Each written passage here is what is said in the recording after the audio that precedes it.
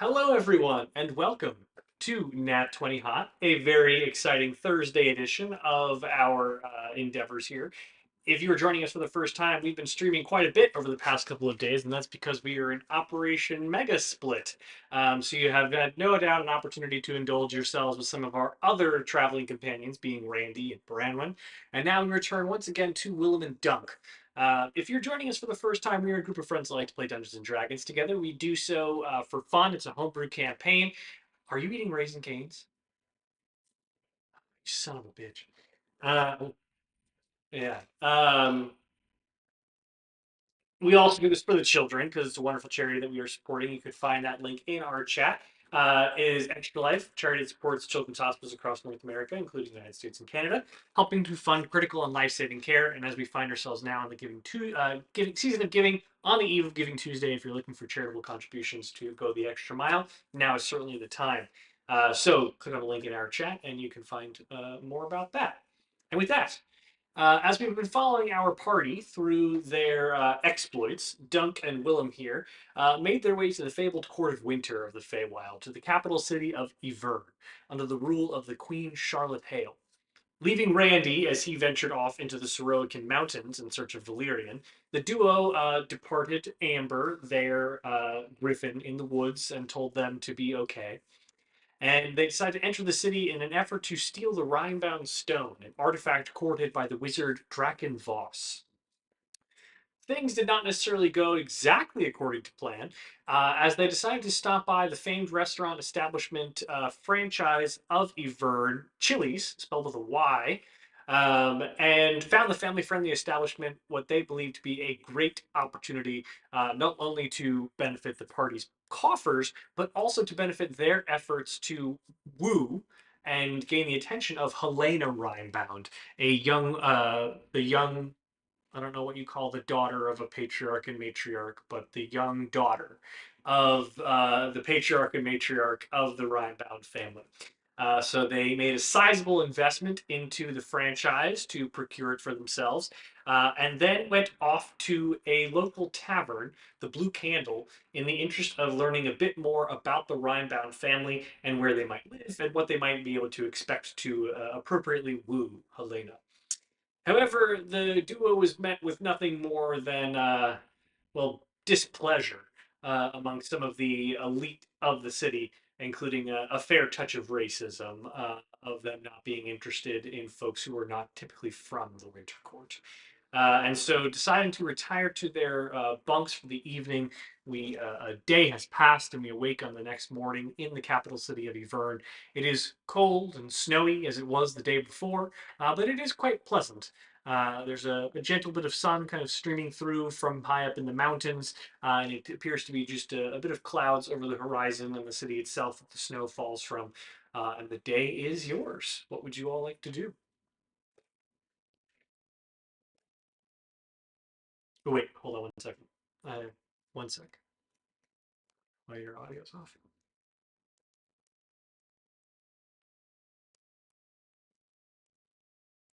Try now. Oh, what the heck?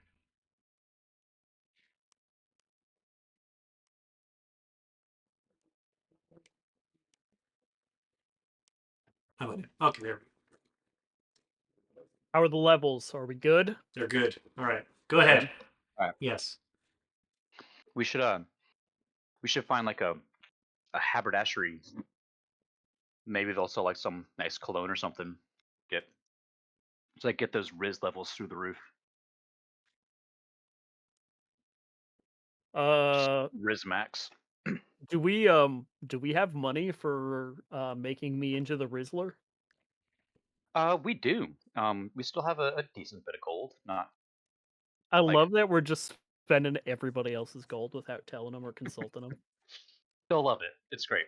Well, and the chilies will pay for itself, of course. Yeah. I Oh, don't know and how we're sorry, gonna you get the guys are not gold at the Blue from. Candle. You are at the Whisper's End. I apologize. Ah, Yes, the blue candle is for fancy people, I That think. is correct. Yes. um, Yes. they won't mind. No. But yeah, I mean, I guess we can get some clothes, like what the some native dress and some nice cologne or something. I don't know. I was gonna say, hear You gotta me be out. I could convincing. just disguise self, but disguise self will also only last for an hour, and it will also Oh be an yeah, illusion. and they're probably snooty enough that they'd be able to tell. I don't know how, but They'd need to reach out and feel the fine textures of my vestments. hmm. And I don't know how far you want to go with this whole wooing process, but if you're planning on having her touch you in any kind of way, then that could be a problem. Well, yes, I mean, I am not. I'll take it as far as it needs to go, but would assume that I would sort of, ask for her hand and then kiss it because enchanté and happy to meet you and all that. I don't know. She goes to Chili's, Yeah, but her family is fancy people. I guess. Also, we go to Chili's and we're very distinguished. No, Are we? no, we're not. We're gross. Yeah. Uh. Anyway, um, Why don't if you feel confident in your ability to disguise self, then we can try it. why don't you and I take a walk, perhaps a bit separated, past the home, and we can look for some sort of clothing store on the way.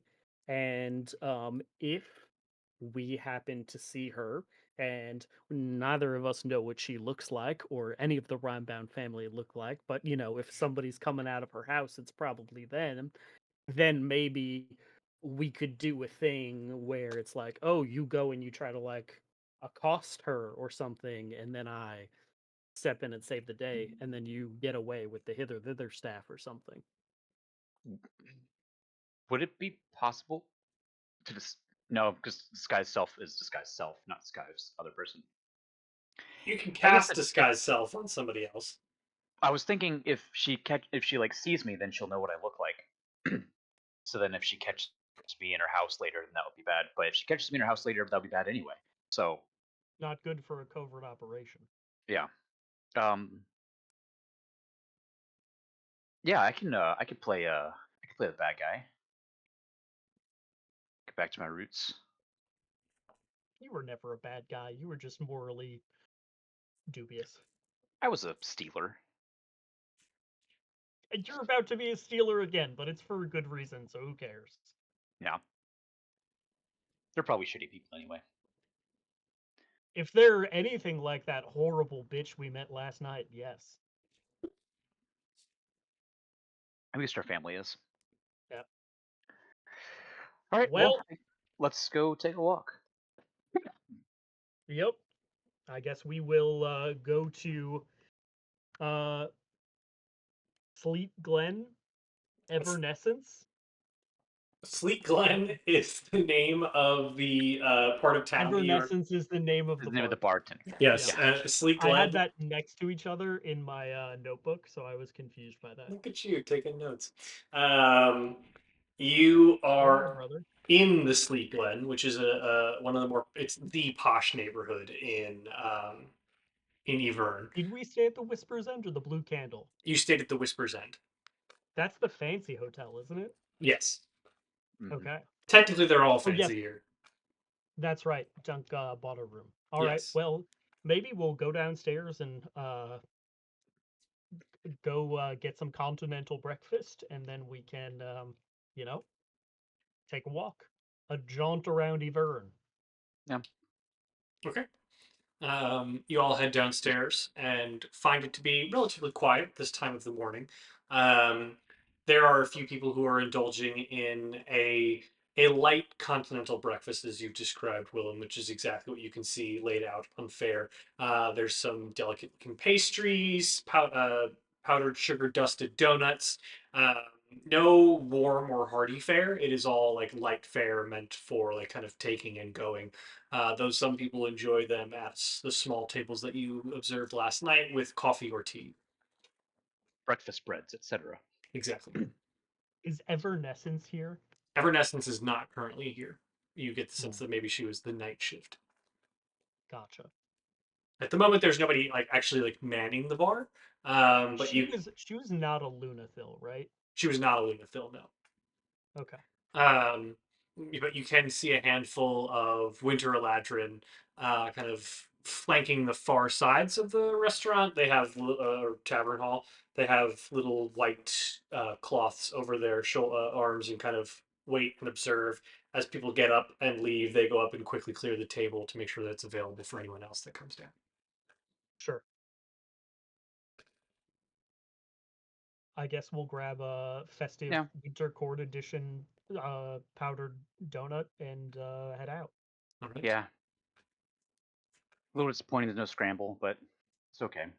Okay. We will persist. You hit the I was proverbial town, as it were. Where are you headed? I guess we're gonna take a walk through Sleep Glen and Yeah, see Sleep what Glen, we yeah. see.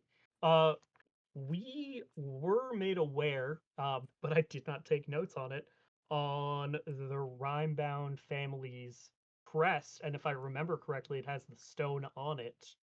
Correct. So if we see that carved into a house or anything, that's probably them. Okay. But then again, a stone could also look like the moon or a beach ball. You were made aware of the crest. It is a stone of sorts. It kind of looks like some moon, also looks like and resembles a moon. And it is crisscrossed by two spears. Um, so you would be familiar enough to look for that. Are you going to go out with the intent to find that, or are you looking for kind of a haberdashery, clothing store, etc.? Or I just think kind we're of gonna both? go to a haberdashery, but if we happen to see the house on the way, we're gonna make a mental note. Okay. Yeah. Go ahead and make an investigation check as you make your way through the town.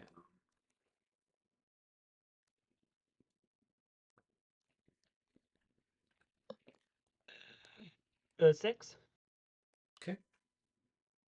Investigation, that is 11. Alrighty. It takes you a bit of time as you walk through the city. However, you don't notice anything out of like the realm of your knowledge that would tie you directly to the Rimebound family. You notice that like shops here are of a much higher quality and scale. Like unlike some of the other cities that you've been to up until this point, they actually have like a modicum of window displays. So in some cases, you're kind of walking past. Armorers and blacksmiths, and you get the sense that they might be fronts for locations that operate elsewhere. So you'll walk past a window and observe like a huge suit of ceremonial armor on a mannequin of sorts. And thus, as you walk through the town, you're able to find a more like generic clothing store that appears to be quite upscale, um, known as the Storm Riders Coats. And in the window are a handful of like cold weather gear. You can see a handful of like furs and boots that you get the sense would actually be quite helpful for you. Is like, despite the fact that you're dressed well and warmly, the chill is a bit overbearing, and the perpetual snow is distracting. So you said there are furs and there are boots, but are there boots with the fur? Not in the window that you can see. Oh, Yeah, Mm. because if we get boots with the fur, then the whole club will be looking at us. one could say. Um, I will just sort of like sidle up to Dunk while I'm sizing up the window display, and I'll be like, do you think we have money for this? Do we have this Um, kind of money? so we still have over 17. Oh, So I think so. we're Unless they're set. magical clothes, then I think we'll be all right. You and I are gonna look fly as hell when we And the leave world's about that. to end anyway, so who needs money? Yeah. All Not right, much time. let's go in. All right. You enter, and you find it's a rather functional space. So there are a handful of more mannequins, and most of the left and right walls are dominated by shelves with varying coats, thick sweaters, boards, and then just general kind of felts and fabrics on one side in case you were interested in more custom work. and immediately to the right of the shelf with all the more like just general fabrics and etc. is kind of circular outcrop from the wall that you get the sense might be a bit of a changing room. Um, and coming around the corner of that changing room is a young Winter Eladrin who kind of looks you up and down. She's draped in a number of different furs, but also has a crisscross of kind of measuring tape and other things that are kind of hanging around her body. And she like puts her hands up. Oh, good morning. Welcome to the Storm Riders Coats, Ludmilla. And you are? May I interest you in coffee?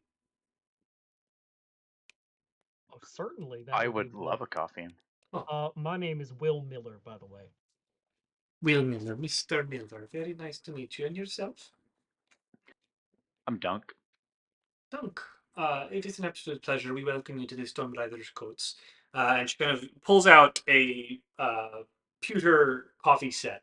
The mugs are made of a pewter with a deer antler model of cast in pewter as the handle. And she pours out a very rich looking coffee and hands you a mug. She goes, please feel free to observe my wares, but if you have any questions, you may ask me. Or if you're interested in something more custom made, we can certainly discuss as well.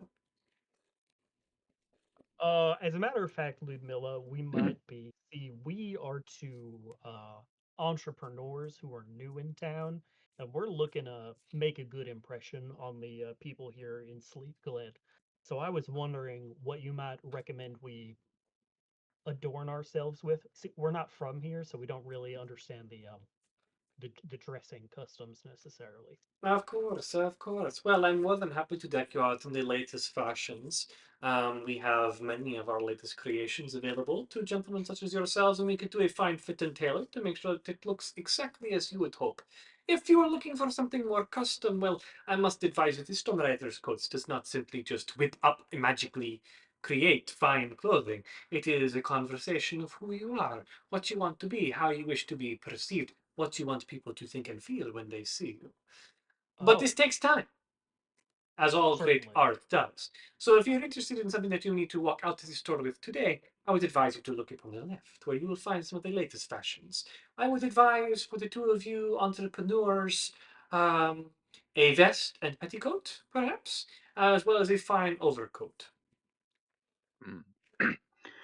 See, I'm more of a he's sort of the face of the operation. I'm more of a behind the scenes kind of guy. Oh, And sort of an ideas man. Um, if I'm looking to more blend in ah, rather than stand out. fair enough. I would also say that nothing at the Storm Editor's Coats is meant to blend in. We pride Oh no, of ourselves on course. selling the finest fashions, and of course, anyone in Sleepken would be jealous and immediately note there's something from Storm Editors. Ludmilla's work is very well known. The Voronova family has been making fine cloth and leather goods for generations. So, I would say that perhaps you just look in the overcoat section, get yourself something in a darker shade if you did not wish to be as flamboyant as your companion here. Yes, something a bit more modest for you, Dunk. Very Yes, nice. he is Uh, typically the more flamboyant one. I have been accused as such before. Um, Ludmilla, if I were looking to get the attention of a eligible young woman, what would you recommend that I festoon myself with? Oh, a bachelor. Fair enough. If you would follow me over here, and she takes you down the left wall where a lot of like the Hmm. existing clothing and like kind of ready-made collateral is available, and she guides you towards a particular section. This is our latest line. And she gestures to a mannequin that's wearing a deep royal navy blue, inlaid with silver, and kind of a Art Deco pattern on a vest. Whereas the overcoat has more of that kind of paler blue. So the vest really stands out from the coat itself. And she goes, this is made from fine leather and the wool of a bear that my husband shot himself. I believe you will Or find it to your be husband must be incredibly quite a mighty hunter. indeed. I believe you will find it to be that it keeps you nice and warm on the cold Ivern nights, but has you stand out to all the eligible bachelorettes. I am most definitely interested. And if I could trouble you for a little bit of advice as well, um, between us, I am looking to catch the attention of Helena Rimebound. Is this perhaps something that she might be interested in? I do not claim to know very much about the Rimebound girl, but I understand that her family values class, among other things, if you do not mind my saying so, dear. And she kind of looks you up and down. Insight check. Is it racism? Make an insight check. uh 18. Yes, very much so. Okay, is she being racist against me, or is she insinuating that they are racist? You can tell that she's not exactly like thrilled that she has to sell to you, but she's also not one to pass up on a sale. You get the sense that she's informing you that like the Rhinebounds will care much more deeply about this than she does. The Rhinebounds are one of the Understood. oldest families in the Winter Court. They still subscribe to many of the old dogma, and I believe you'll I find that many of the shops in Sleepland do the same. But the Voronovas are not one to pass up on the sale. Yes, very, very appreciated. Very, very progressive of you. Thank you. So, for someone of my disposition, and I'm going to gesture towards my antlers, is there any way that you could think of that I might be able to prove myself sort of a worthy suitor, or is it the sort of thing where because of who I am, I'm just going to be dismissed? I would find it very difficult to understand any way that you might not be dismissed. But Helena is a new generation, and as I said, I do not know much about her. She might not be so akin to her mother and father's prejudice. But again, I do not know. And you are certainly putting your best foot forward by buying a fine outfit from the Stone Riders Courts. Um, I would like to try it on. But another question for you before I do so. We are travelers from around, and this is our first time in the Winter Court. Is the policy here generally that children, even those of nobles, get to sort of arrange their own uh, marriages, or is that something that's more typically left up to the parents of the Hmm, situation? everyone is free in the Winter Court, but mind you, family influence looms large. Understandable. And the Rhinebound's no doubt one of the largest loomers that there are. Indeed. I will go to the changing room and get changed into the fancy clothes. Okay. Hopefully they fit me. They do fit you. They do need a bit of hemming around the feet and the arms. They're clearly meant for taller individuals. Um, and so you kind of had to have the sleeves and the legs brought up a bit. But you look at yourself in the mirror and you look very good. You might even think that it makes you a whole +2 hotter if you were to roll a d20 Oh. on and figure that I out. forgot how hot I was originally. I think you were originally pretty handsome, but the horns distracted from things and you were generally unkempt. Um, Well, if it's adding +2, I'm 18 hot. that's pretty Ooh. good. You're looking very handsome, very spry, and certainly you feel as though you align to a lot of the attire that you've seen up until this point. The vest makes feel very trim. And it kind of glimmers in the light of the changing room, and the coat is very warm. Like you almost get the sense that there's a some semblance of magic woven into the fabric that's deterring some of the cold. I will sort of look at Ludmilla with sort of appreciation in my eyes and go, do I detect a bit of a warming spell? Well, the Voronovas have been making clothing for generations. We have perfected this art in such a cold place where everyone may feel the warmth of a good fit. Can I ask you a bit of a personal question? Would I be able to stop you? Yes, if you said no. Go ahead. So, like, you had commented about how cold it is, and obviously us as outsiders were very cold. If it's so cold here, why stay? Like, why here? Why Ivern? I This don't is understand it. this is my home, and it is our home. We feel a great sense of pride in the city. We have built it, many of us with our own hands. Oh, no doubt, and it is gorgeous, and all of the establishments we've been to have been nothing but top notch, but just seems a bit of an odd place to settle considering the weather. It is in our blood. We are Winter Eladrin. Yeah, but I guess I was a little bit surprised with even you needing warming spells being Winter Eladrin, but Maybe they just like to be comfy. sure. Indeed. This is a lovely day, but there are other times when storms roll in off the coast where it is not so lovely. Speaking of lovely, I am really enjoying the way that I look in this. I think you are going Um, to like the way you look. would you guarantee it? I would. That is the Voronova guarantee. uh, I would like to purchase Huh, these vestments. very well.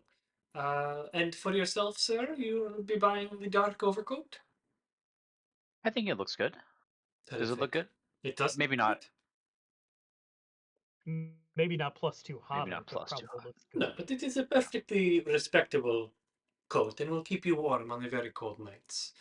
Okay, well, for the latest line of the Voronova fashion and a coat from last year's line, that will be 375 gold. I pull it out and I give it to her, and I'm gonna slip this here. Get yourself something nice. By the Chili's downtown. I like that it's spelled wrong. Oh, That's really good. I did not dine there, but well done. Yes, we are all very familiar with the Chili's line, and well, we congratulations as new franchisees. Thank you. You certainly look Yeah, the part now. Was that an appreciate that very insult? much. That's Really? me Yeah, asking you, insight Chris. check. It's a check. 20, 13. dirty. Oh, Um, she's not insulting you, but she's definitely talking down to you. Hmm. okay. Well, thank you again for the clothing. I appreciate it. My And pleasure, for your insight and discretion. as Do always. you also have any like cologne or something smelly? Uh, Something nice smelling? and she kind of looks around. Uh, well, no, but perhaps something in the Wyndham Market might have something what you were looking for. We don't really do colognes here, uh, but perhaps somewhere there. Okay, thanks. Have a good day. I do a little bow and then we leave. All right. So I just to do a love graceful one and leave too. clarify for my own edification, Willem, you're carrying your armor. You are not currently wearing it, correct? If I must. Yes. If you're going to wear a nice So it outfit, shall be. yeah. You want me to stick that in the bag of holding? Yes, please. Hopefully I won't need it. I hope so. Okay.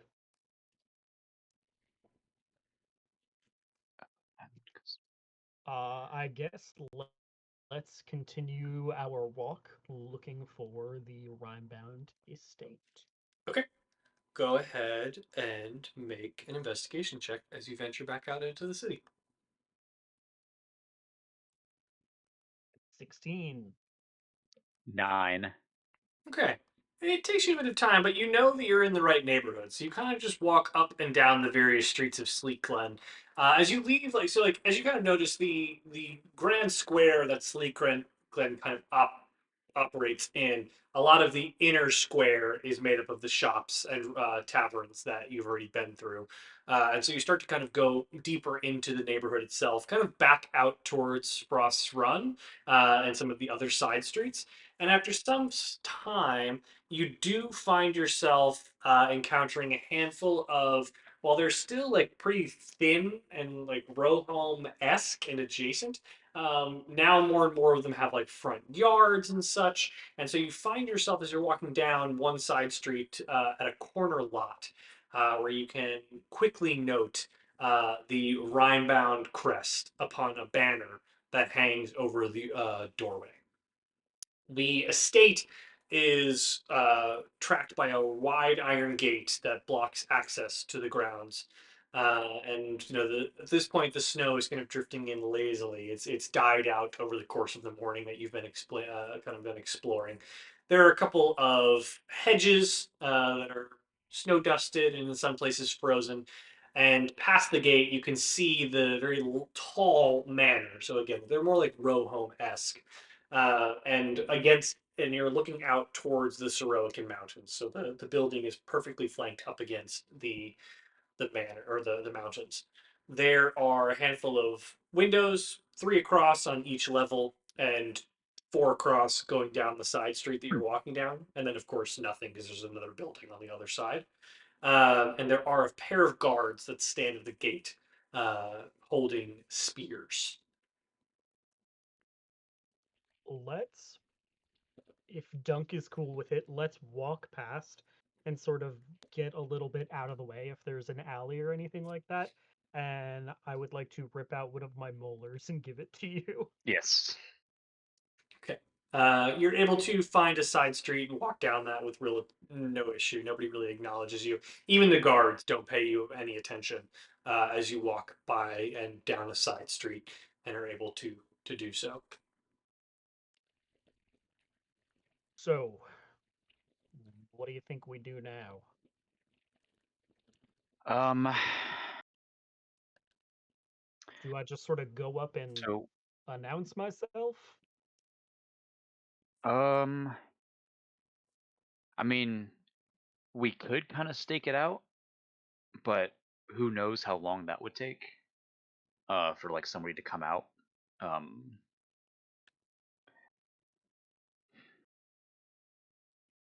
maybe we could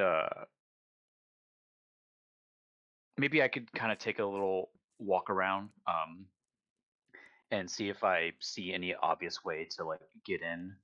Um, Sure. And just kind while of you do that, I will at least distract the front gate guards. okay.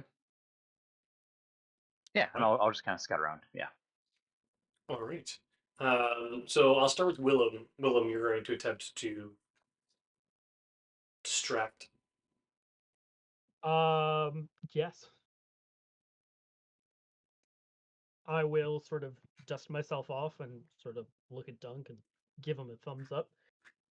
Emerge from the alley and walk over to the guards and go, good morning. Morning. I was wondering if the lady Helena Rimebound might be home at the moment. What business of it is yours? Oh, I What am new business in is it town. of yours? I am new in town. I am an entrepreneur. I am a renowned warrior, and I was hoping to make the lady's acquaintance. The two guards look at each other. Get lost. Sorry, Get lost. Who do you think you what? are? What? Oh, an entrepreneur and renowned warrior. My name is Will Miller. Well, Will Miller, I don't understand what makes you think that any of that means that you can just show up to a person's house in the middle of the morning and hope to gather an audience with people who don't know you. Well, how else will they get to know me unless we have an audience? You might think about requesting an audience at their office at the palace, or really doing anything else but showing up at their home. So she's not around. Get lost before I make you. Ooh, testy, very testy. All right. Could you give me kindly, please, instructions to their office in the palace? Yeah. And they point the spear down the street. Walk about a mile down that way. Great big palace. Can't miss it. Yep. And the office, Inside. and it certainly won't be a problem for me to get in, correct? Geez, into the Winter Courts Palace? Who could say? I've just been to other courts before, and sometimes they let people into the palace. It's just didn't know how things were done here. Clearly, Get lost. getting lost. You've been very helpful, gentlemen. Thank you. Dunk, are you attempting to be stealthy while you case the joint? Uh, yes. Okay, Maybe not like sure. trying to look stealthy. Yep. I'll like do this. I'll have you make a stealth check and then your investigation check. Oh no.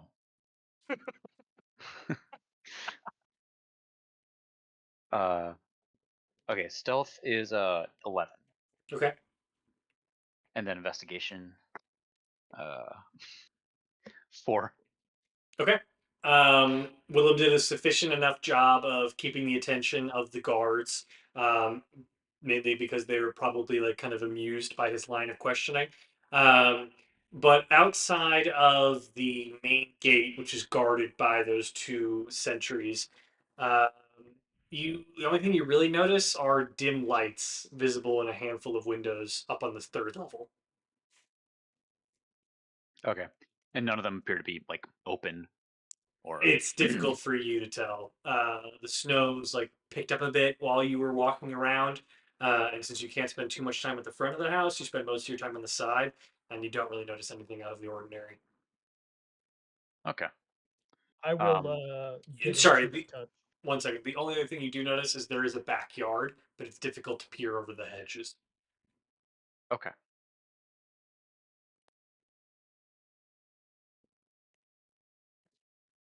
Sorry, Willem, I Okay. interrupted you. I guess I'll make my way back around towards the front of the house nonchalantly.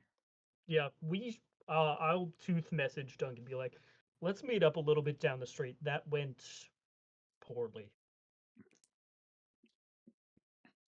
I can't talk back, right? No. Okay. Well, I'll just say out loud, same to myself.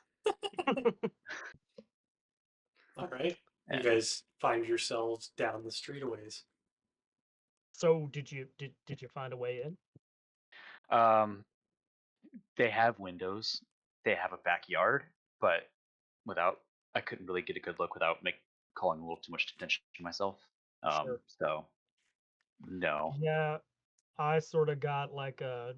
They said get lost a multitude of times, and they were like, "Oh, you can't just show up at somebody's house. You have to make an Since when? appointment in the palace." I know. They were like, "You got to make an appointment at the palace," and I was like, "Oh, and I can just get in there, no problem, right?" And they were like, "Yeah, sure," very sarcastically. So I think this might be a little bit of an issue. We should have made Bramwin do all the Feywild stuff. We could have just gone home. No, they would have been maybe even more racist to her because she's a summer person. Oh, yeah. There's This so place much is weird, man. there's so much goddamn racism here. I thought the material plane was bad. Yeah. So, what do you think we do now, Chief? Um, I mean, I guess our only lead at this point is the office in the palace. Um, Yeah, what time is it? It's probably still like late morning, Late morning. early afternoon, huh? Yeah, okay. like a crisp Um, 11:23. Yeah. oh, sick. Um, yeah, I mean, I guess it is still like office hours. I'll walk with you, but I'll kind of mosey a little behind. Yep. Um, so I have like a worst case scenario contingency plan that I don't really want to use, but feel the need to make you aware of it. Okay. Worst case scenario is we go to the palace and do our best to get an audience with the Queen, and we do that by announcing ourselves as King of Mars, Green Knight, and Lord of the Wild Hunt. And then if we get an audience with her, we're like, hey, we know about your baby and Oh, also are maybe trying to save her. And should we not do that for some reason? And also, we need this rock. We'll give it back. we won't. No, But we will because we're gonna kill oh, Dragon. because we're gonna kill Drac. Oh, yeah, that's good. Yeah. I mean, I guess we do have some social weight to throw around here. Yeah, that is the last arrow in the quiver. If we could not Yeah, do if that it, doesn't work, I would then rather not do that because I get the sense that the queen here is a little bit volatile. yeah. Um, they also might not be pleased about the wild hunt thing because they wanted their guy to win. Yeah, but you won, so Yeah, well, tough titties. we won. Yeah, but you won. Anyway, Uh, so uh, yeah, that's my last case scenario, and just sort of wanted to know your thoughts. Happy to uh, do things. Happy to not do that. Would rather not do that. yeah, would rather not. I feel like the least attention we draw to ourselves, the better. Even though we did just become a major franchise owner. Well, it's Chili's, and it's one of like 10 in the city. So we own the top 10 chilies. We own Anyway, one of the top 10 Chili's. That is a good way to put it. but yeah, no, we probably should not do that if we can avoid it. But that would be a decent backup. So each of you can make a Um, perception check as you're kind of lingering in this general neighborhood. 5. Or Okay. Nothing happens.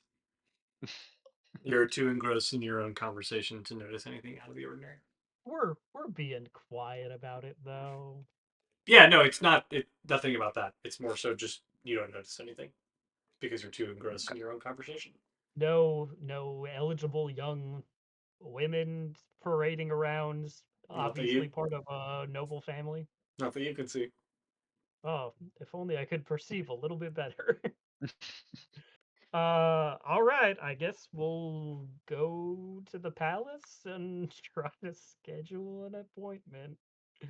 Yeah, They're gonna turn us down. yeah. Should I come with you? Because if we're gonna do the whole like I try to steal from them thing, and they Um, know that I'm associated with you, that would. yeah, but I mean, what else are you gonna do? Like more surveillance or listen, you I, do whatever you want. um, I could hang out around here, but I wouldn't have a way of communicating with you. So no, we should probably stick together. Yeah, you can if you want I could like disguise you, but we gotta be in and out in an hour. Yeah, this probably won't take an hour anyway. Um, but Okay. yeah, okay.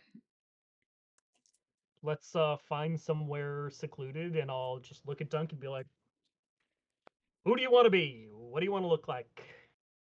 Um, let's see. Maybe just one of the random guests that we saw at the bar last night. Yes, and I have an idea. Okay. We can disguise you as a Winter Eladrin or a Lunathil, and we can say that you were fighting some kind of beast, and I stepped in and helped you, and we became friends, and I begrudgingly earned your respect, and you can vouch for my Martial prowess. Worthiness. Okay. Yeah? Yeah, this will work. All right. Zibbity zobbity, you look like a winter ladron now. Some strapping man that we saw at the um Blue Candle. Or no, the Whisper's End. Whispers End, yeah. Yes. Okay. Okay. Alrighty. You follow the instructions of the two guards, and it is fairly easy as you venture back out into the Sleek Glen Square. The Sable Frost Palace overlooks the square. It's a towering structure of black ice and obsidian towers that then like form into a bit of a dome up at the top. Uh, there are a fair number of lights on in the palace, and there are high walls that separate it from the city proper. There is a sloping step staircase that kind of occupies much of the square's width up towards a gateway that leads deeper into the palace grounds. As there are a number of sentries that flank the staircase, you note that they do differ from the two guards that were standing outside of the Rimebounds. You get the sense that perhaps those that were standing outside the Rimebound were more of a household guard, but they are equipped with a mix of glaives and flails. Um, as you approach the gates proper, you find two guards that stand in the middle of the staircase. And while everyone else is in varying sets of armor and the helmets that have like only the eyes showing, these two have very tall feathered hats. And their glaives rest on their shoulders. Halt! You stand before the Sable Frost Palace. Speak thy name and petition for entry. Hello, I am Jabbar. And this is my good new friend Willem. We would love to come inside and see the office, and get an audience in the office of uh, the Rimebound family. I will do a deep bow. Uh, Make a deception check. Dunk or me or both of us? Doug. I'm not bad at those. God, I keep 7. The man who takes 2 tries to get his own name wishes to petition to see the Rhinebounds. Many people wish to see the Rhinebounds and plan to, what, pitch them on an investment opportunity? Is that why you two are here? We do Uh, not take kindly to people who drop by the Sable Frost Palace. with respect, no, we are not here to pitch an investment opportunity in the traditional sense, but more so a potential uh, investment in the young Rhinebound uh, Helena's future. I am an entrepreneur and a renowned warrior, and would like to make her acquaintance, as I would like to live in Ivern and establish myself within society. She is own woman. You come all this way to Sable Frost Palace and attempt to petition their father to meet up with Helena? I was told that if I wanted to speak with her, I needed to make an appointment in the family's offices here. I was told so by the guards outside of the house. Did they send me on a wild goose chase? Because you simply tried to show up at home to meet complete stranger. Yes, this they might have sent you on a wild goose chase as a bit of poking fun. One does not simply arrive at the Sable Frost Palace to petition for girlfriend.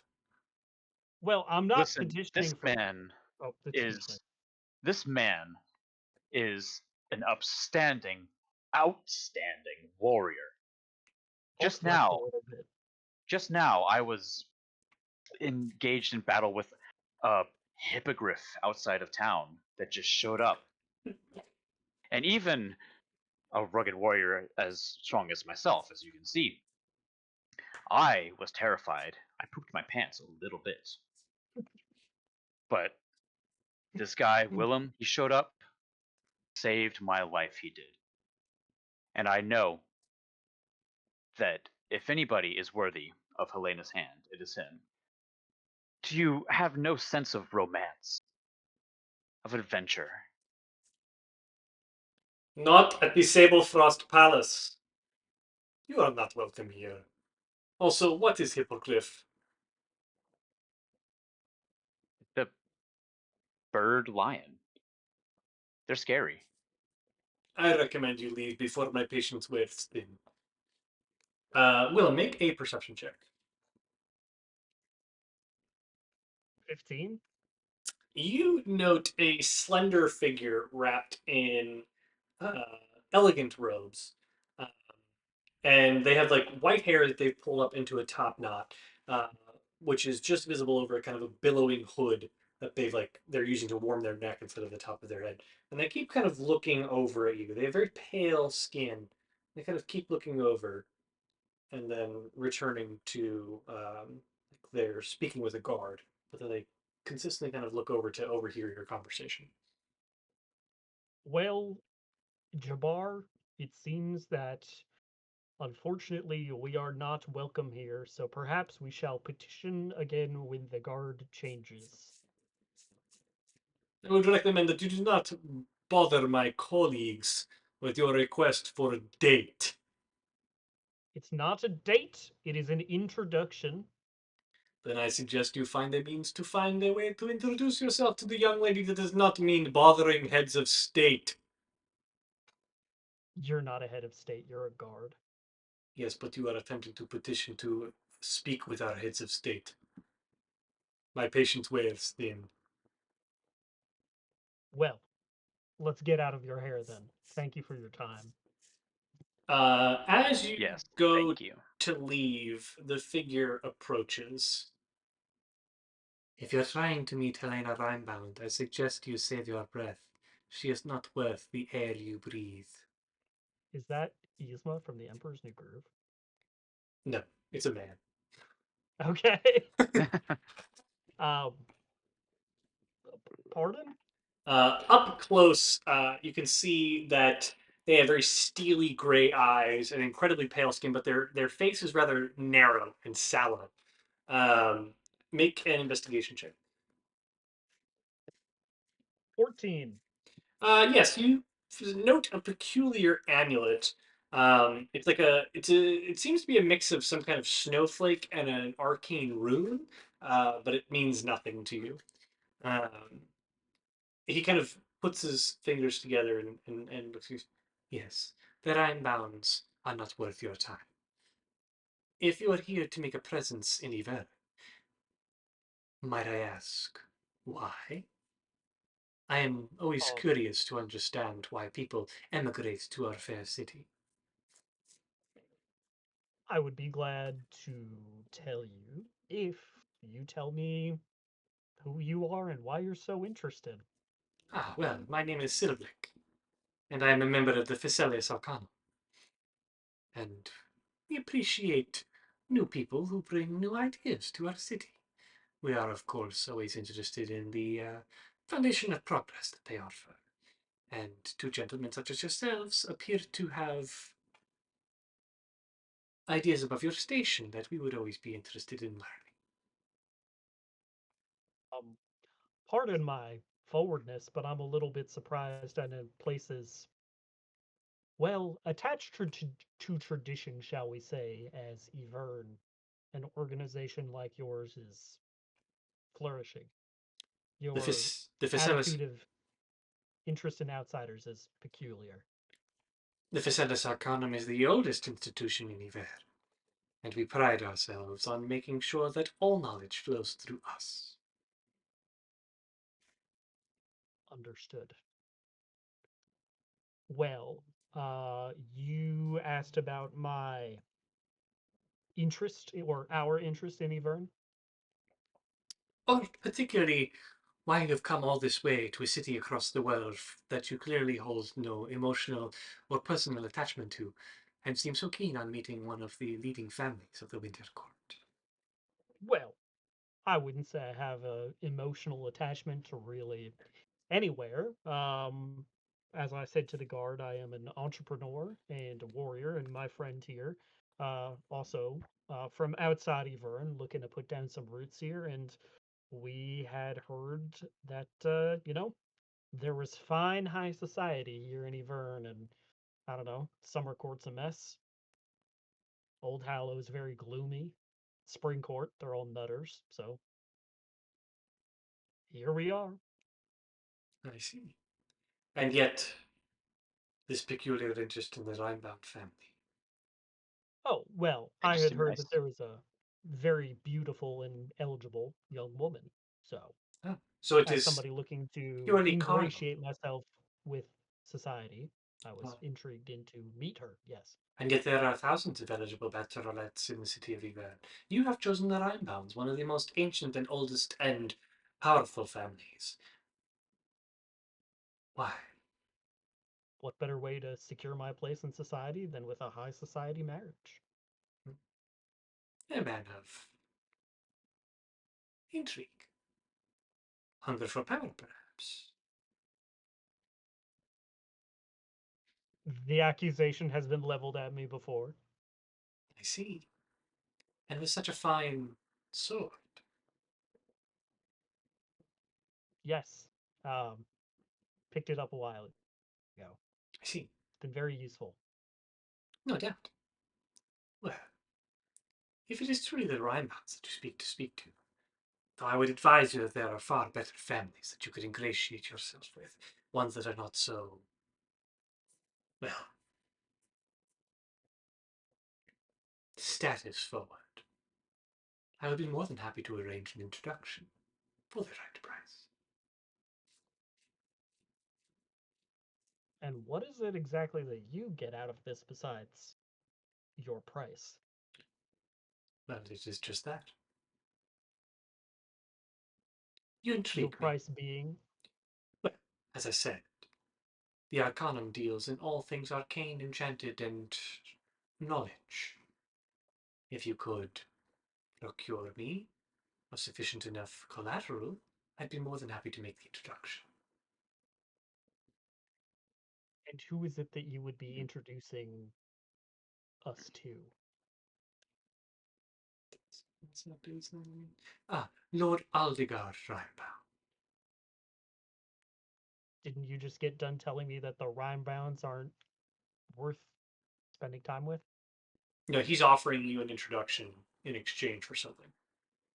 Oh, I He's thought saying, like, he was even saying though there are way better families that you could ingratiate yourself with, he's happy to make the introduction.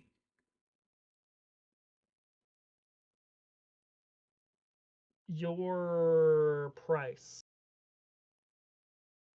What would that be exactly?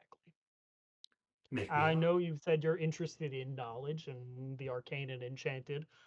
I am simply awash in all three. Is Well, there something that catches your eye? certainly there He's are got two horns. things. One of those things is the sword you carry. It intrigues me a great deal. It radiates with a peculiar energy I have seen only once before.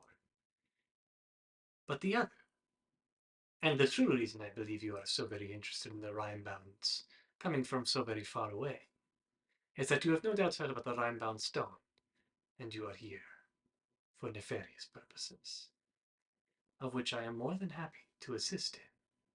I am going to feign shock. Make a performance check.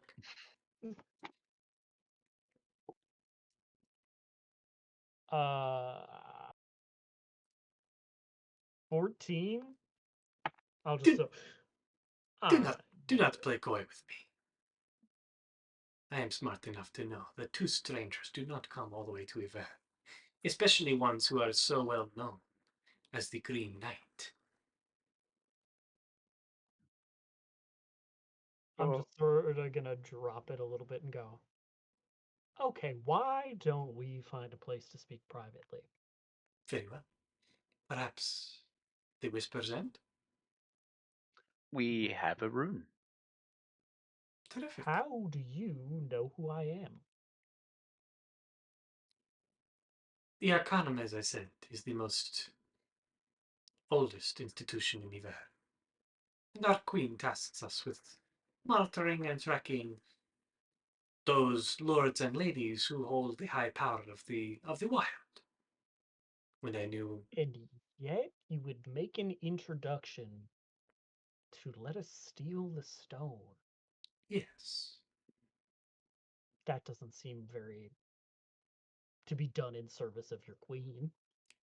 well, perhaps it is time that the Rimebounds are not the only ones who hold our queen's favor. Hmm. Such artifacts belong with the Arcanum. The Rimebound family has held on to it for far too long. What is it? So you're here to take something you don't understand. We were tasked to collect it by someone, Third party. uh, third party, And the third for party some very is. valuable information. I just look at Dunk and I'm like, should So I'll say that we? you guys pause the conversation and make your way to the Whisper's Yep. End, Yeah. and Silbrick joins you there. Dunk, Silbrick. should we disclose? I mean, he seems like the only person that's at least almost sort of on our side since we got Um, here, or at least willing to give us something. a massive pain in the ass named Draken Voss. Yes, everybody on the world knows who Drakenvoss is. This does not surprise me. Well, uh, truth be told, I wouldn't presume to speak for my friend here, but I am not the biggest fan of the wizard. And I'm curious, since we're in confined quarters now, if you could explain to us what exactly the stone does and why he might be interested in it.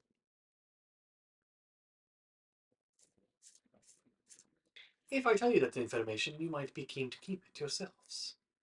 I need certain assurances that. Well, let me say this. I am no fool. If I am to introduce you to the Rhymebounds, as I said, I would have understood that perhaps you were here to steal something from him. Now I know who you are stealing it for. I find it very unlikely that you are going to steal it for me if you already have an existing contract. Well, truth be told, if it were up to me, and mind you, there are others besides myself and my friend here who We are are aware of your required to do the route. fraternization with the Lady of the Everlake. Yes. Well, uh, as I was saying, there are others who might have opinions, but if it were up to me, the stone would not remain in Voss's possession for long. I see. Does anybody in your organization happen to know how to wield magic that would manipulate time? Chronomancy. Yes. Groven himself has been known to dabble, but its art is forbidden, even in the Arcana. Ah, Hmm. understood.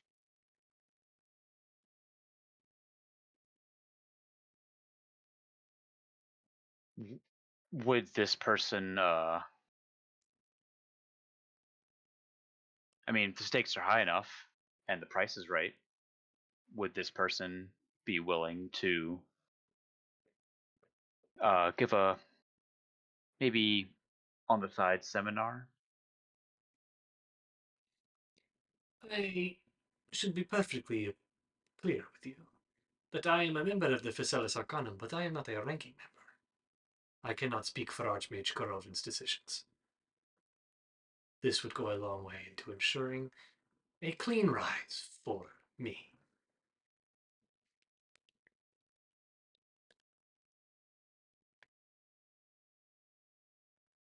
I'm just taking notes. Sorry, Chris. It's okay.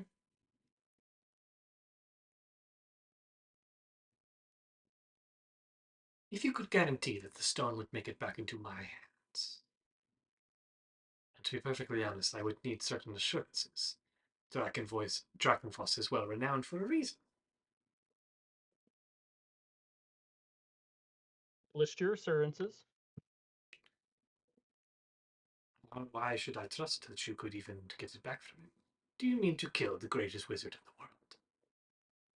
If you know who we are, then you probably know a little bit of what we've done, and I can assure you we're quite capable of anything we put our minds to. It is fair. But putting the Rimebound Stone into his hands changes the game. Why? Are you familiar with a simulacrum? Am I familiar with a simulacrum? You are not. No. Nope. We're not really my buddy Doug and I, we're not really big nerd types. Don't know a lot about magic. They just Fair sort enough. of do it sometimes. Fair enough. A simulacrum is a perfect copy of yourself. They can do all of the things that you do, operate with your mindset, operate with full immunity and impunity, but they follow the lead of whoever they were created from. They do, however, die more easily. And by the letter of the law and the power that it requires, you can only ever make one. The Rimebound Stone harnesses the power of an ancient winter that created this island to begin with. It would allow the forging of multiple simulacrums. So Voss makes simulacra of himself. Simulacra. Indeed. To what end? I cannot speak to the inner machinations of the wizard. And these simulacra are under the original creator's command? For all intents and purposes, yes. Why have the Rimebounds not used this power themselves? As I Maybe they said, are. they are fully sworn and oath-bound to the Winter Queen. But they are sworn to protect the stone and its power. And they, at least in more recent history, have decreed that this is not something that should be abused. And if It is we were well to known in the Physalis Arcanum and Black Ice that Aldegard Rimebound once travelled alongside Drakenfoss. really? Indeed. So it stands to reason as to why he is aware of its existence. It is a very well Taking kept notes. secret.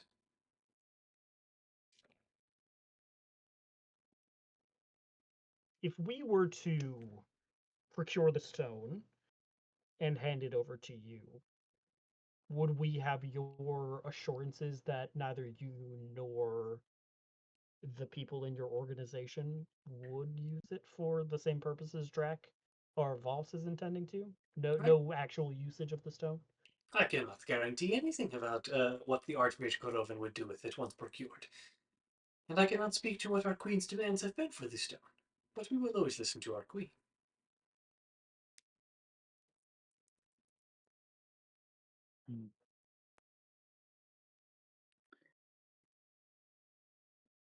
And aside, turning to Willem. Pardon us, Silbrick. He'll turn away and order a drink. We'll cross the room and Well, he'll leave the Put our- table to afford you an okay. opportunity to Yeah. chat. Okay. I feel like we don't really have a whole lot of choice other than to trust him. See, I get where you're coming from. But I have a few. Okay, let's game this out and assume everything goes to plan. We get the introduction, it lets us get the stone. We hand over the stone to Voss. Voss teaches Randy chronomancy. We deal with Voss.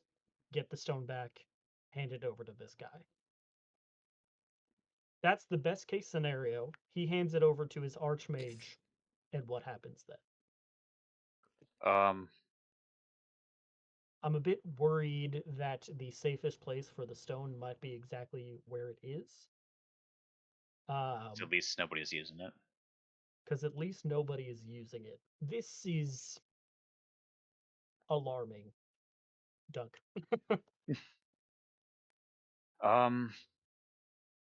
And it makes me feel even stronger that we need to keep that stone out of Voss's hands for as long as possible. I feel like we're gonna have to have it as a bargaining chip, though. Well, the other possibility is that we retrieve this stone and then we meet the Archmage, and this Archmage teaches Randy. And we cut Draken out of the equation, but we don't know that this Archmage is any more trustworthy than Voss. Yeah. I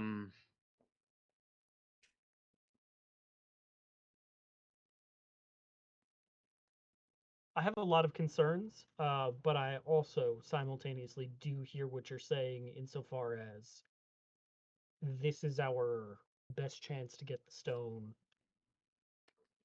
if that's what we want to do. I Or at mean, least yeah, we could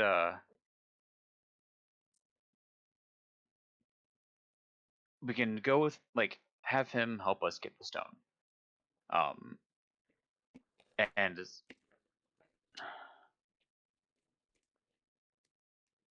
we bring it to. This might have to be a situation where we just get the stone now, and then as we get more information, go from there. But yeah, I mean, if this other archmage could teach chronomancy, I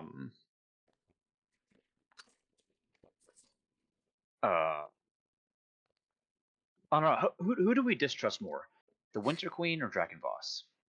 At least Draken Voss is a somewhat known entity. yes, an evil one. Yes. The Winter Queen maybe evil. This Archmage maybe evil. Draken definitely evil.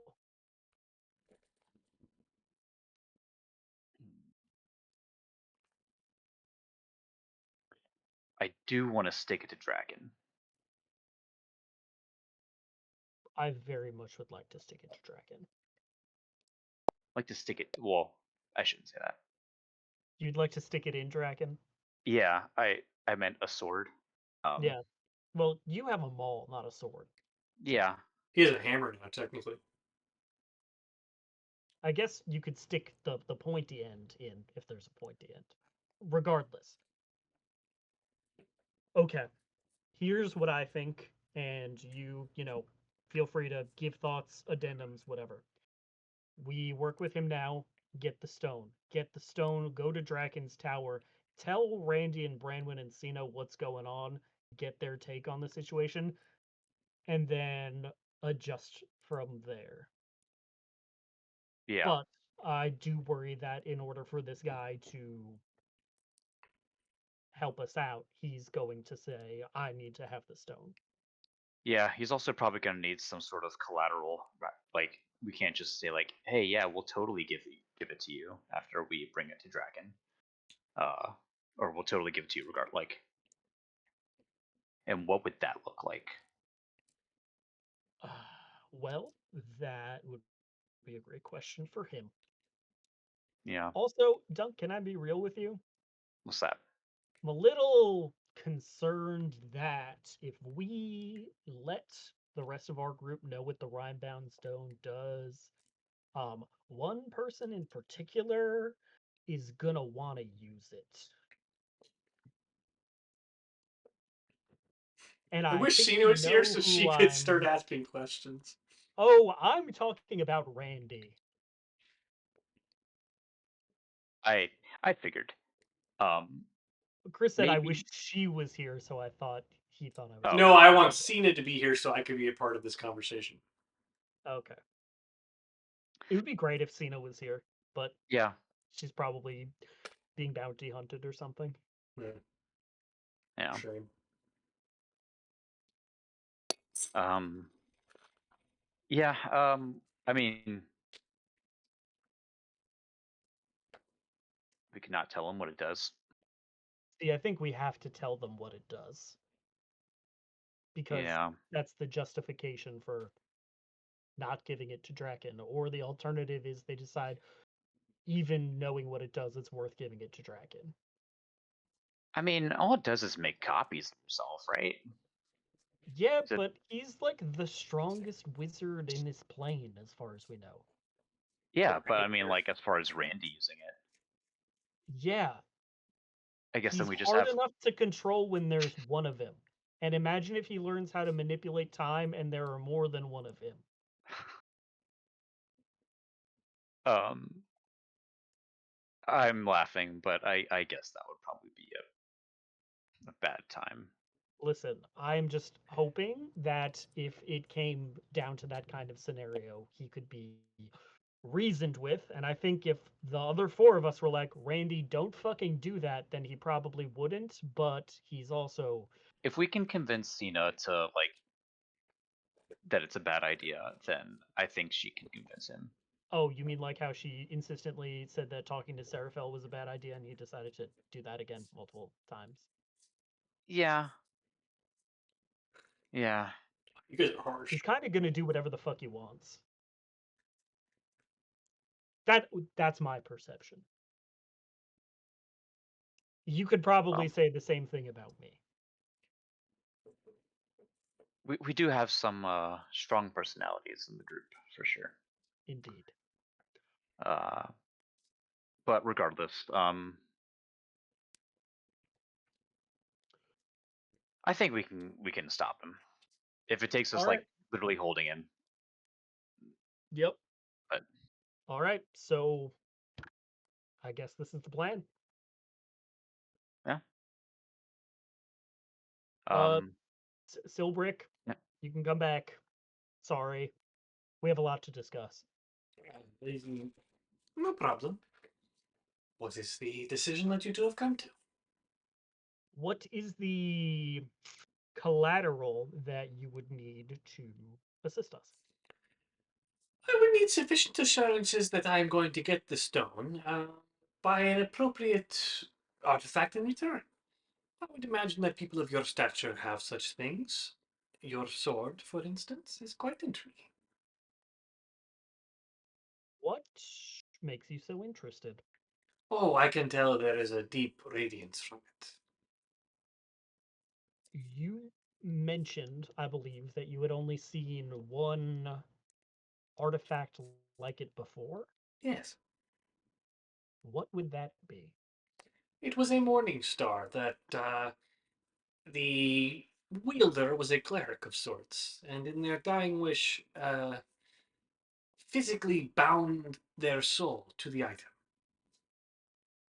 Years later, it was picked up by a follower of another god, and so it refused to speak until, or wield itself, until it was held by a god or a follower of their god, is my understanding. I had the opportunity to visit it in a museum in Orfrost. I sense a similar radiance from your god. It intrigues me. Yes. Well, this is Lemmy. He, as you may have ascertained, is quite sentient and houses the soul of a great proffer of justice. Um, and he and I have done many great things together. We don't always see eye to eye, but he's very, very helpful. And Kind of scary. Imbecile, you should not be telling everybody about me. he already knew. But he did not know the rest of the detail that you just shared with him. Silbrick notes you kind of like stop and go like this as you're communicating in your mind. He goes, Mhm. do you speak to the blade right now? Yes. Fascinating. As much as I would love to take it from you, I'm open to other offers of collateral. He and I both can't let that happen. Then you must make Um, it worth my while to understand that I will get what is promised. so you mentioned the stone or another sufficient artifact. With the What expectation that else? the stone is delivered to me. I'm just simply Yeah. asking for collateral in the meantime. I will return whatever we take after a period of proper study, as I assume you will need some time to deal with Dragonvalls. But I need to make sure that the risk that I am taking is sufficient. Hmm. Is there anything in particular you're keen on? It would be easier to negotiate with you if you I were do not more know. I clear do not about know what what you you have want. in your own possession. So how about we're stealing rock? How about we leave a rock as collateral, and I'll hold up a piece of celestite. Celestite? No, we have enough stores of that in the Arcanum facilities. You mentioned an interest in knowledge. Hmm. Another moment. He'll stand up and walk away. Dunk. I What about Gwen's journal? Yeah, I was about to say I do have those books from the other guys. The Lexic Conclave. Yep. Um Is that state secrets? It's uh probably not state secrets if you have it. no, I don't think so. I mean, it's probably not great for more people to know about this shit, but um Hey, Dunk. Do you have Pietro? I do have Pietro.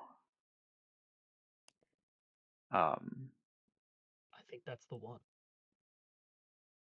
okay, we can Yeah. try that. Yeah. I mean, if they're trying to study stuff, they can ask him to identify stuff like once a day. Yeah. Uh, Silbrick. I would like you to meet another friend of ours who maybe could be sufficient collateral. This is Pietro, who comes from the the lair of a horrible hag that Uh, we slayed. as you produce Pietro and he sees a new person, he lets off the familiar fireworks, and Silric gets very like tries to like as Pietro shouts out, "Pietro, the identification skull!" And everyone in the bar is looking at you. This is you must be quiet in this place, and we should go at once. Oh, I didn't know he would do that. Very sorry. Where I are yeah, we I going? forgot. Anywhere but here. Yep, Do you let's like go. chilies? He tells you to leave before me, and I will catch up with you in the streets. All right. Um, so put it back in my bag and start walking to Chili's. Well, he Yeah, did not agree to go to Chili's. He just told you to meet you outside. Oh, okay, okay. well, some snow sleigh bell sangria sounds excellent right now. Yeah. So you two wait outside for a bit, and Silbrick comes outside, and oh, sorry, we were asking the chat what's his hot score. He's a 19, very handsome fella. And he's like One saying more handsome than Willem. he leaves, he exits the space like this. He goes, now people know that I have been seen with you, which is just tip I, top stuff, tip top. I will take Pietro. And I will arrange for a meeting at the Rimebound Manor with the new proprietor of the Frostbane chilies. Actually, no. The best way to get this done is to have him meet the Lord of the Wild Hunt. They will be upset, yes, but Rhymebounds have been Lords of the Wild Hunt in the past.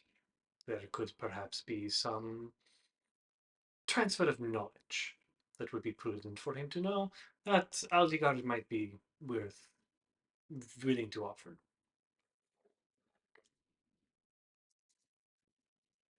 And so while they have that conversation, I take the rock. My participation ends at this juncture. I have set the meeting. I have Pietro. What you do after this, I do not know.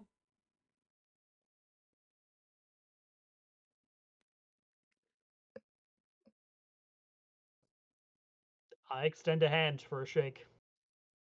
He extends his. Tiff. I will take out Pietro. He takes the skull and goes, Bye, buddy. intriguing. And pockets it. And he goes, wait here, and I will retrieve you when it is time for the meeting. And he gestures to the Whisper Sound.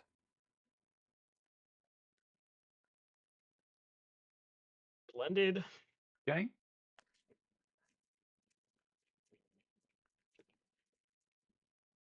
Okay. Hey, Dunk, did we just colossally fuck up?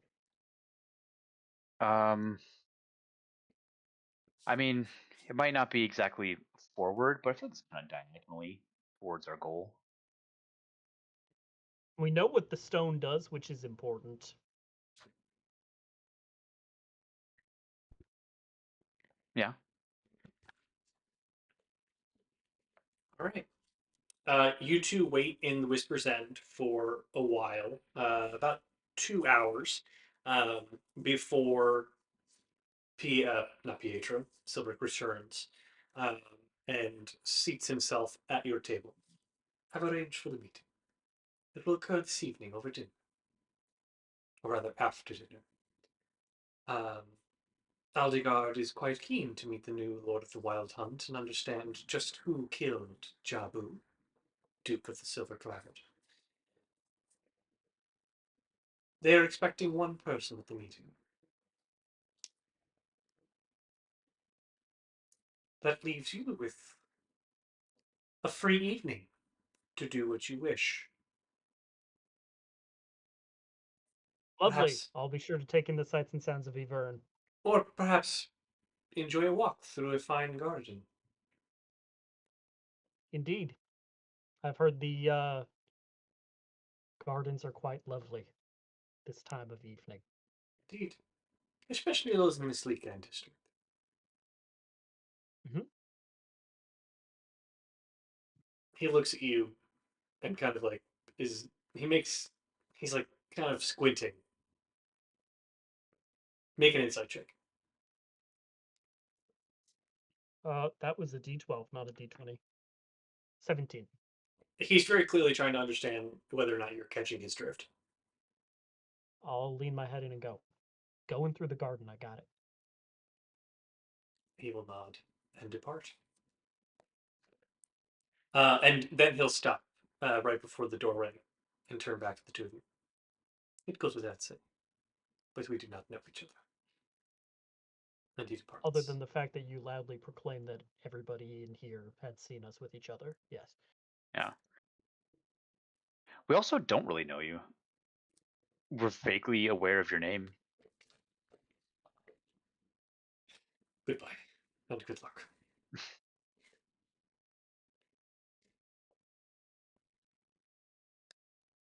Okay. Not exactly how we plan to do this. No, actually the opposite. Um, But okay, so I guess I just need to go in there and impress them with my wild huntness. Um, did not kill Jabu, so that'll be fun. Should I bring that up? Should I tell him that? I think you sort of see if he asks about Jabu and you gauge the emotional reaction, then you adjust after that. Because if he's like, "Oh, Jabu is my best friend," then you'd be like, "He's still alive," or "I didn't kill him." And then if he's like, Yeah, "Oh, fuck Jabu," you'd be like, "Yeah, really chop that guy's head into pieces." that makes sense. Alrighty. Yeah.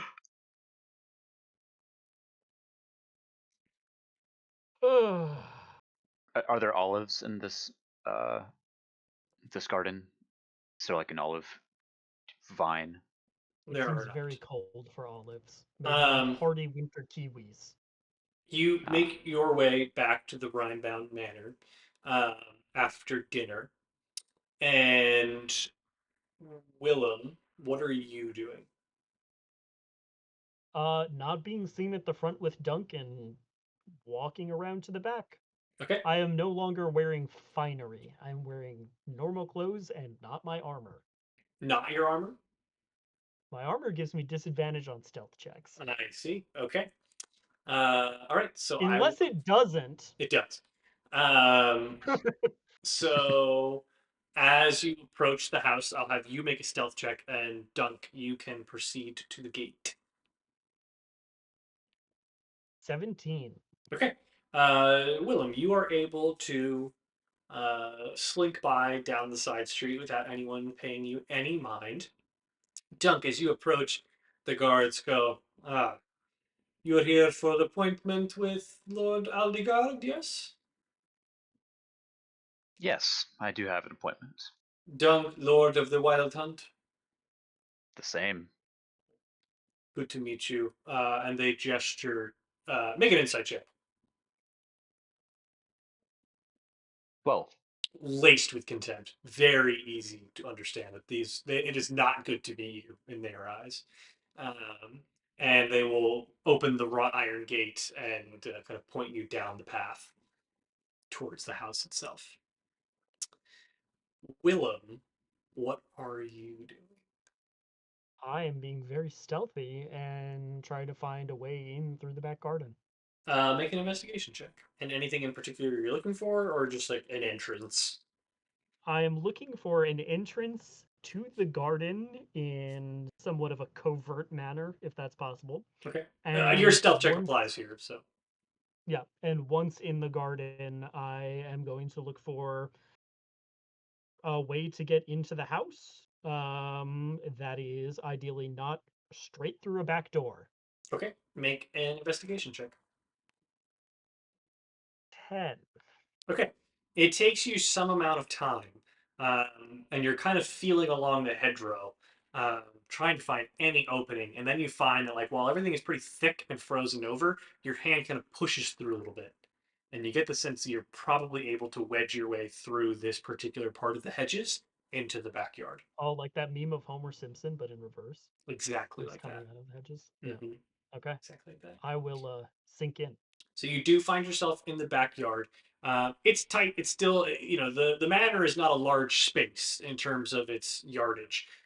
So you're able to pretty easily see um, a swinging French door, like open French doors that are closed at the moment, that lead out to a patio. But then there's a small service door on the far side. It's still very opulent and intricate, but you get the sense that this is where the staff might go in or out. Sure. Um, However, this has taken you a fair amount of time to find. Yes, they're French doors, chat. Um, so, Hey, Chris. yeah, fantasy France. Uh, how long does an invisibility spell last for? I believe in it. But let me double check. An hour. I have a scroll of invisibility in my inventory that I would like to use. Okay, you can go ahead and cast that. I will do so. Alrighty. This has taken you a bit of time to find, though. So, Dunk, you enter in. You have found that there's also a third guard posted at the door itself, and they make a few changes on the door. You can see there's like some kind of like there are runes imbued into the doorway, and it inevitably opens up into a cavernous hall that is currently dimly lit by chandeliers that dangle from a vaulted ceiling, each crystal tipped, a bit like what you would find in a Christmas decoration. There Oh, are a lot of thick tapestries that hang from the walls. Uh, pardon me. And then there's a grand staircase that sweeps up towards the second floor. It is currently empty, though there is a small silver tray on a doorway, or rather, a small table in the doorway, with small, delicate little moonstone figurines. Make an investigation check as you enter.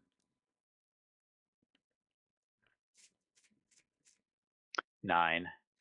The only thing that you notice is that there are a fair number of tapestries that are clearly depicting scenes of a hunt. Like they are kind of disconnected and hanging from the ceiling, but you can see that the hunt continues through each of the four banners. And then in the middle is a fifth banner bearing the same seal of the Rimebounds that you saw outside the manor. An attendant approaches around the corner. Ah, Lord Dunk. Lord Aldrigald will see you now.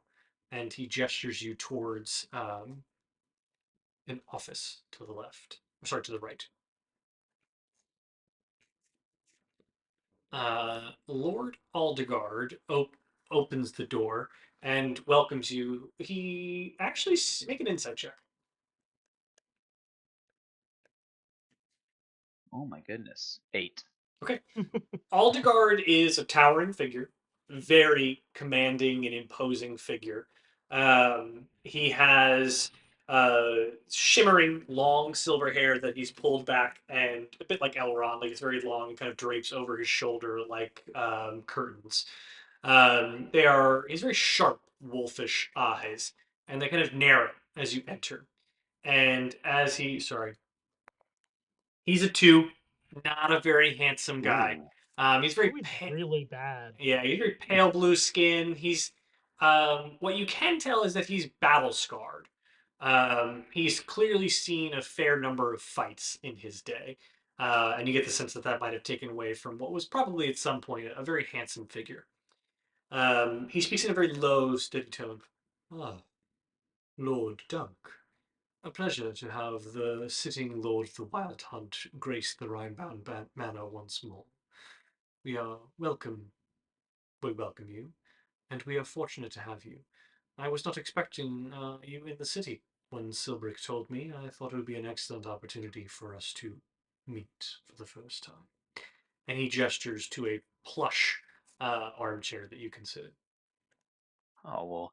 Uh, Such a distinguished family has such a nice home. I'm glad to be welcome here. Much appreciated. At times it is a bit gaudy for my taste, but it is the family estate. Yes. Well, I too am from more humble beginnings. But Yes, that much is this clear. is thank you. Um, but this is a great place you got here. So yeah, the wild hunt was crazy. Yes, I would very much What like was to. what was it like when you won? Oh, I am not a lord of the Wild Hunt, but my father was. Ah, Um, I have not partaken in the hunt as well, outside of the dominion of the Winter Court's domain, it is typical for a courtly figure to occupy the seat, and it was occupied by another. No, I had a much more adventurous youth.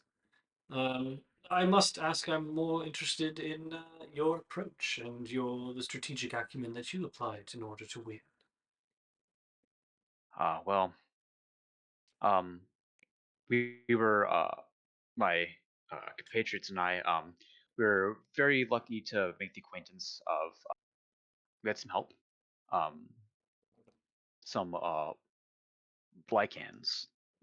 Were they with a history check? Were they Lycans or were they like? They were not Were they lycans, like but just like they were wolf like people? wolf. They Wolf were were people. Yeah. people. Okay. Um, Oh, and sorry. You did have were people on your side. I was thinking of Hilara Bearkin. Yeah, you did have yeah. were lycans on your side. Okay. Yes, and they were able to. They were a great aid in scouting. But then after that, it was just brute force. Yes, I was aware that the Sharptooth clan did align to you. They so typically indulged Jabu's team. It was peculiar to hear that they shifted sides. But they are a force to be reckoned with, so it is, well, prudent of you to capitalize on their abilities. Well done. Um, Willem, you come up through the service entrance and find that it's a very narrow staircase that leads up to the entryway on the other end of a door. Are you going to open the door, or are you going to go back out and try to find a different way around? Okay, so I've come up a staircase and there's just a door. Yes, it is a doorway. Yeah, it's a door. I will press my ear to the door and see if I can hear anything on the other side. Make a perception check. Actually, that's an investigation check. 10. You don't hear anything out of the ordinary, no. Okay, do I hear anything You or do what is not out of hear. the ordinary? You don't hear anything. I will crack the door open and peer inside. Okay. You find yourself in the grand foyer, so you get the sense that you kind of entered through a service entrance, and you can actually, like, as you poke your head out, can see that you've like kind of opened up a false door that would otherwise blend in with the wall. So this is, could I assume this is how servants might be Coming and entering the going, home? coming and going. Okay. Yes. I will. Okay, so I've walked in. I'm in the grand foyer. What do I see? You see a grand staircase that leads up to the second level. You can make a perception check to see what else that you would find. I am going to telepathically message Dunk, and I'm going to say, "Did you go up the stairs? Tap your right foot twice if you did." And then I will zoom and see him. Um, Dunk, you would know that you did not go up any stairs, and you can see that he is sitting in rather a posh office. And I'll have you make a perception check to see if you can like get a sense of where that might be. No, Willem, not Dunk. oh, oh, I see. That makes more sense. That would be a natural one.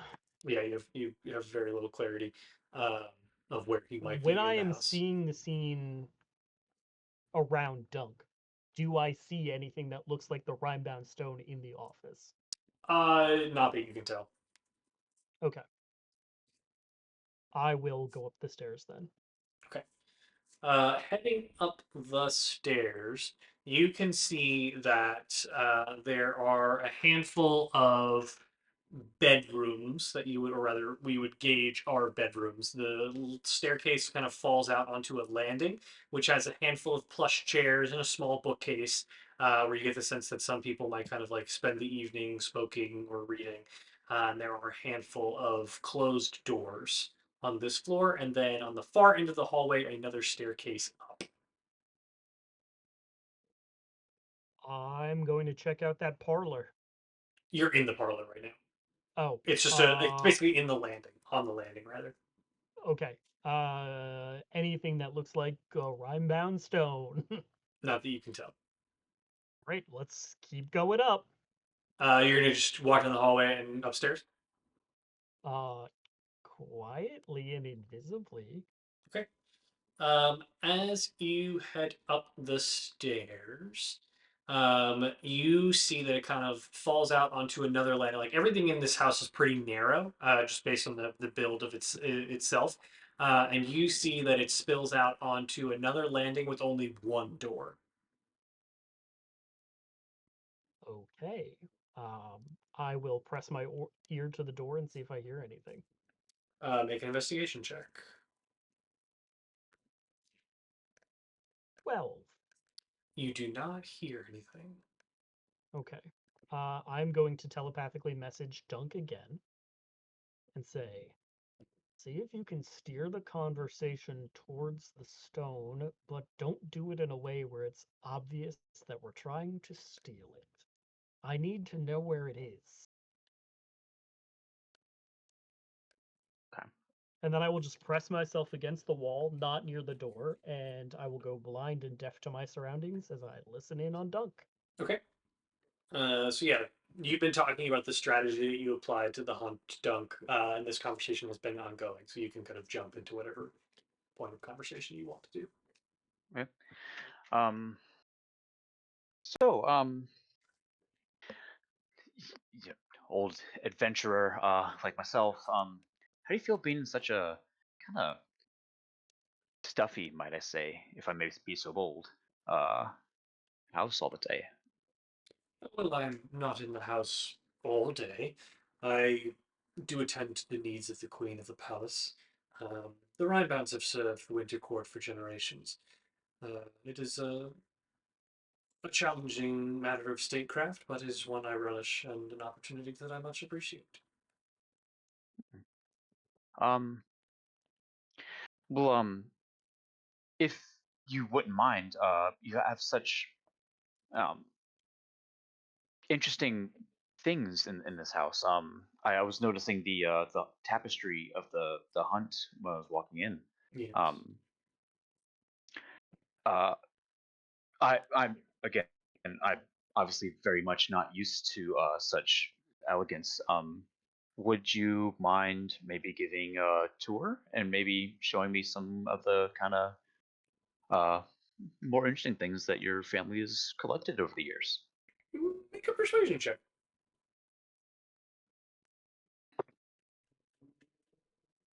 Persuasion. I think I'm actually pretty good. That is a 16. Um, of course. It will give us an opportunity to walk around the house and find out more about your exploits.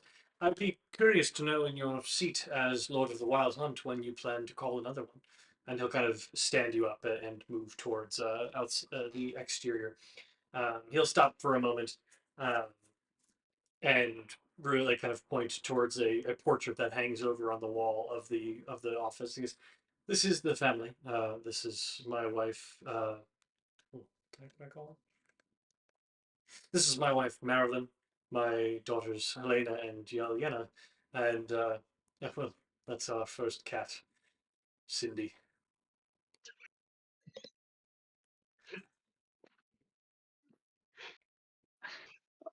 Um, Cindy Clawford.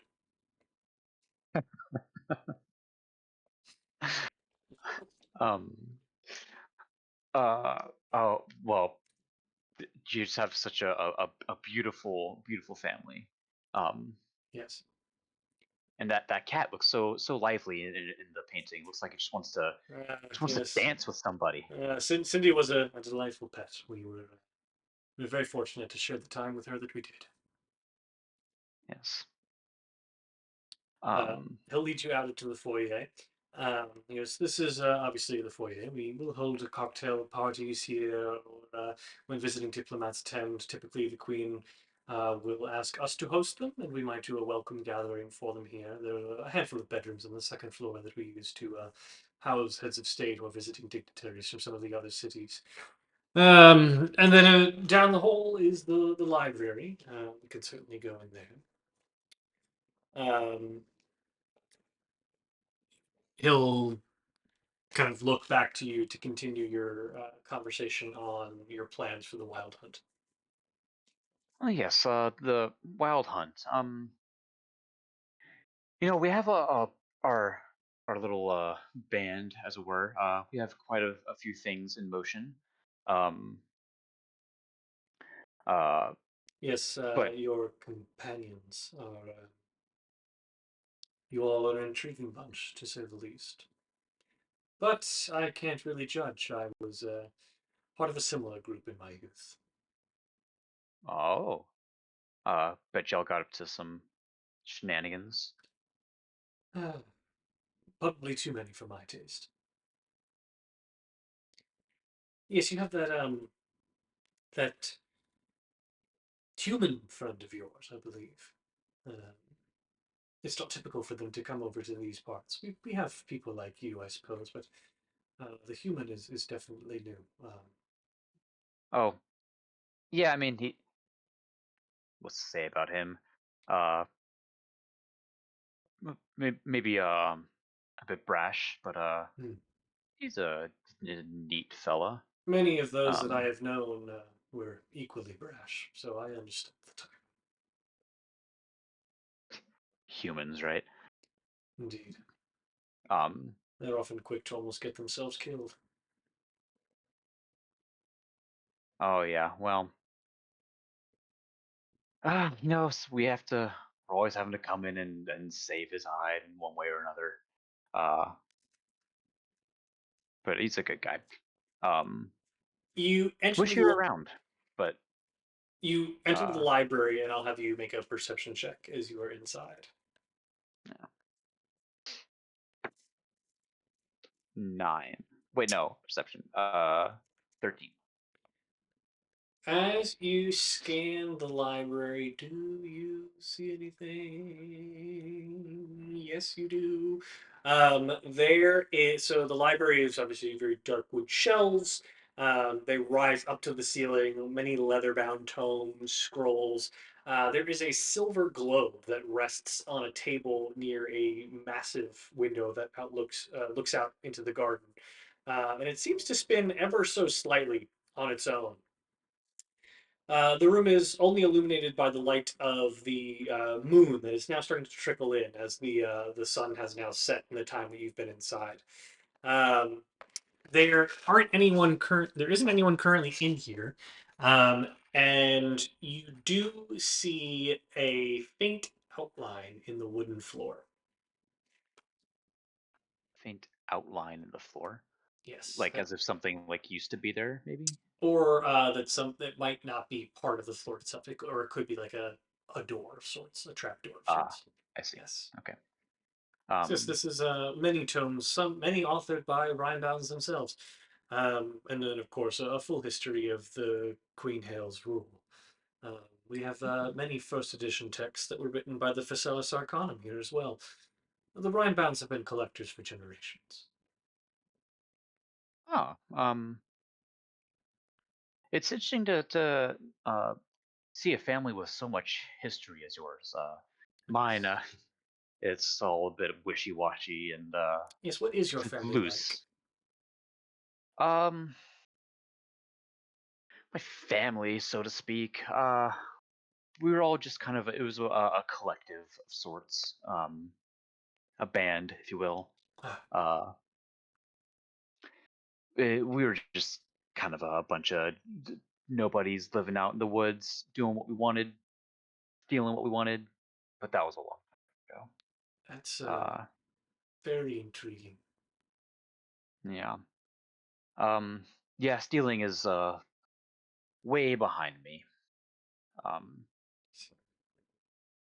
just a very stressful life. So to But it's interesting to clarify see. for those in the chat, Dunk, you actually don't, because I think they are right. You actually don't remember your family. This is Oh fuck, you're something right. that you have decided to give up. Uh, um, my family. Hmm. They're I don't know. Don't remember. I wish I Hmm, could remember, I see. but they probably weren't important because both are not Lord of the Wild Hunt. Of course. Well, perhaps this is much of the house, to be perfectly honest, the upstairs bedrooms. Um, Perhaps we'll adjourn to the dining room for a nightcap and we'll be on your way. Of course, if you have any questions about serving as Lord of the Wild Hunt, I'm more than happy to at least provide some insight from my family. Um, what if I were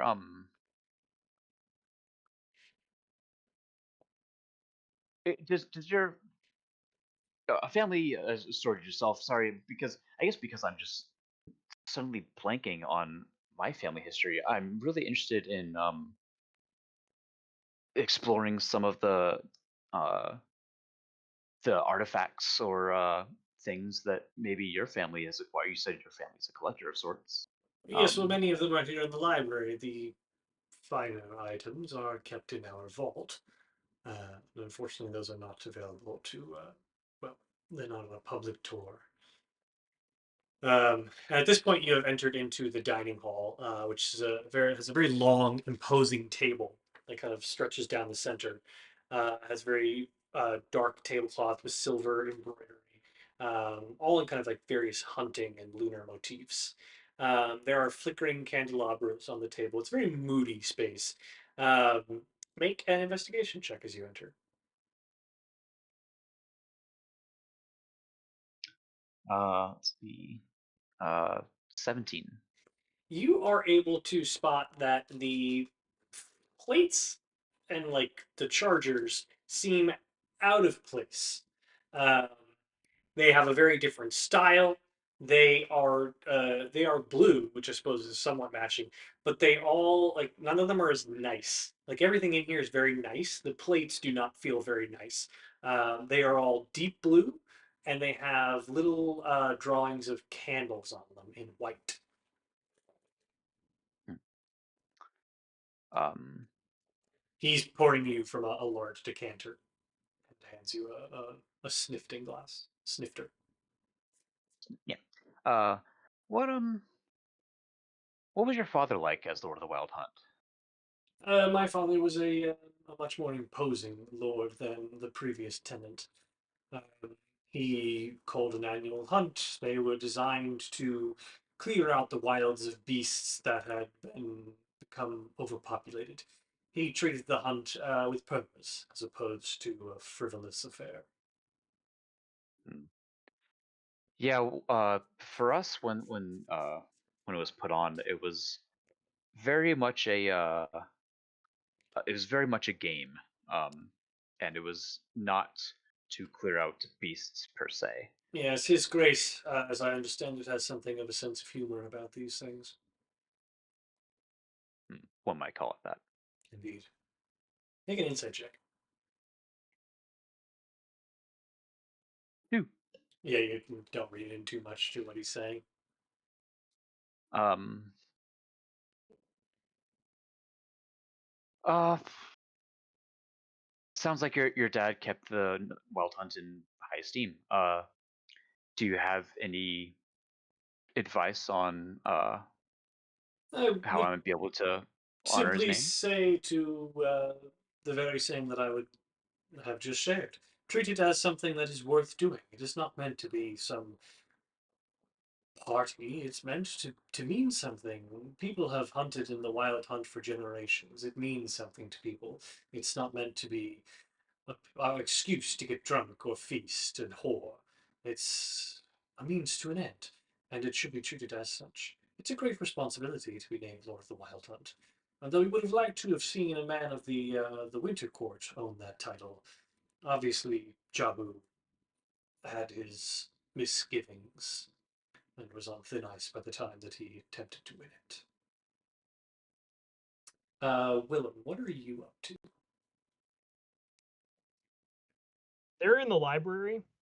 They left the library behind. They are now in the dining room. Well, I need to find that vault. Okay. Uh, so when I was in the main foyer, did there look like there was any stairs leading downwards? Not that you could see outside of the one that you came up. Okay. Well, then I guess I'll go into this room at the end of the hallway that I didn't hear any noise from inside of. Okay. You Fucking wish I had cheesers. They'd be you so good at this. open the door, and you can very quickly understand that you are in the master bedroom. Uh, and there is a woman lying in the bed reading by candlelight. Uh, and as Oh, the well, door now I feel opens, creepy. how's it going? Is that you? Is your oh, cue there? And she will stand and start to walk over to the open door. Am I inside the room? I'm going to say that you've opened the door and like you stopped as you saw her laying there. Yeah, I'm gonna press myself into the nearest wall, probably outside of the bedroom. Okay. She comes over, opens the door a little bit wider. Aldegard? And she closes the door. Hmm. uh, I don't know. You said there was a peculiar marking on the wooden floor in the library. That's correct. Let's go there. Okay. You make your way back down the stairs towards the library. You see it just as you saw it through Dunk's eyes, and you can indeed see the like peculiar outline on the floor, though faint. I'm gonna get down and lightly tap on it and see if it sounds hollow, like there might be a vault or something behind it. Make an investigation check. 14. Yeah, it definitely sounds like there's a hollow, distant space. Um, is there a floorboard that looks like it can be easily moved, or am I gonna have to pry? Not that you can see, but if you want to explore the room, you can feel free to. I will explore the room and I'm gonna look for a hidden desk button. Okay. Classic. Make an investigation check. Natty 20. There it is. God, you guys have been rolling like shit Unironically, this whole night. Yeah. Um, you've been rolling like both of you have been rolling like Yeah. shit this entire night. I've been rolling 3s and 4s all day. that was an As important Natty 20, and I swear it was real. as you scan the room, you can feel like your pulse quicken because now you can hear the conversation that Duncan, Lord Aldegard are having because they're a room over, and you're kind of like, okay, well, we gotta get a move on. And your adrenaline's pumping, and as you scan, you can see there is a candelabra, and only one socket does not have a candle in it. Oh, it's a moon puzzle. I don't know. How can I solve your moon puzzle? I don't know. There's a candelabra with only one candle not in it? I'm gonna find something and put it in the missing slot. Okay, nothing happens. Okay. Remind me what the room looks like. There's plates that have. Nope, that's the dining room. You're in the Okay. library, which Uh-huh. has dark wood shelves lining the walls, Uh-huh. a silver globe that rests near the window, which has a very large floor-to-ceiling window that overlooks out into the garden. Great. And then there's like a hand, like there's like a reading chair, a hearth, and the candelabra that you are now messing with.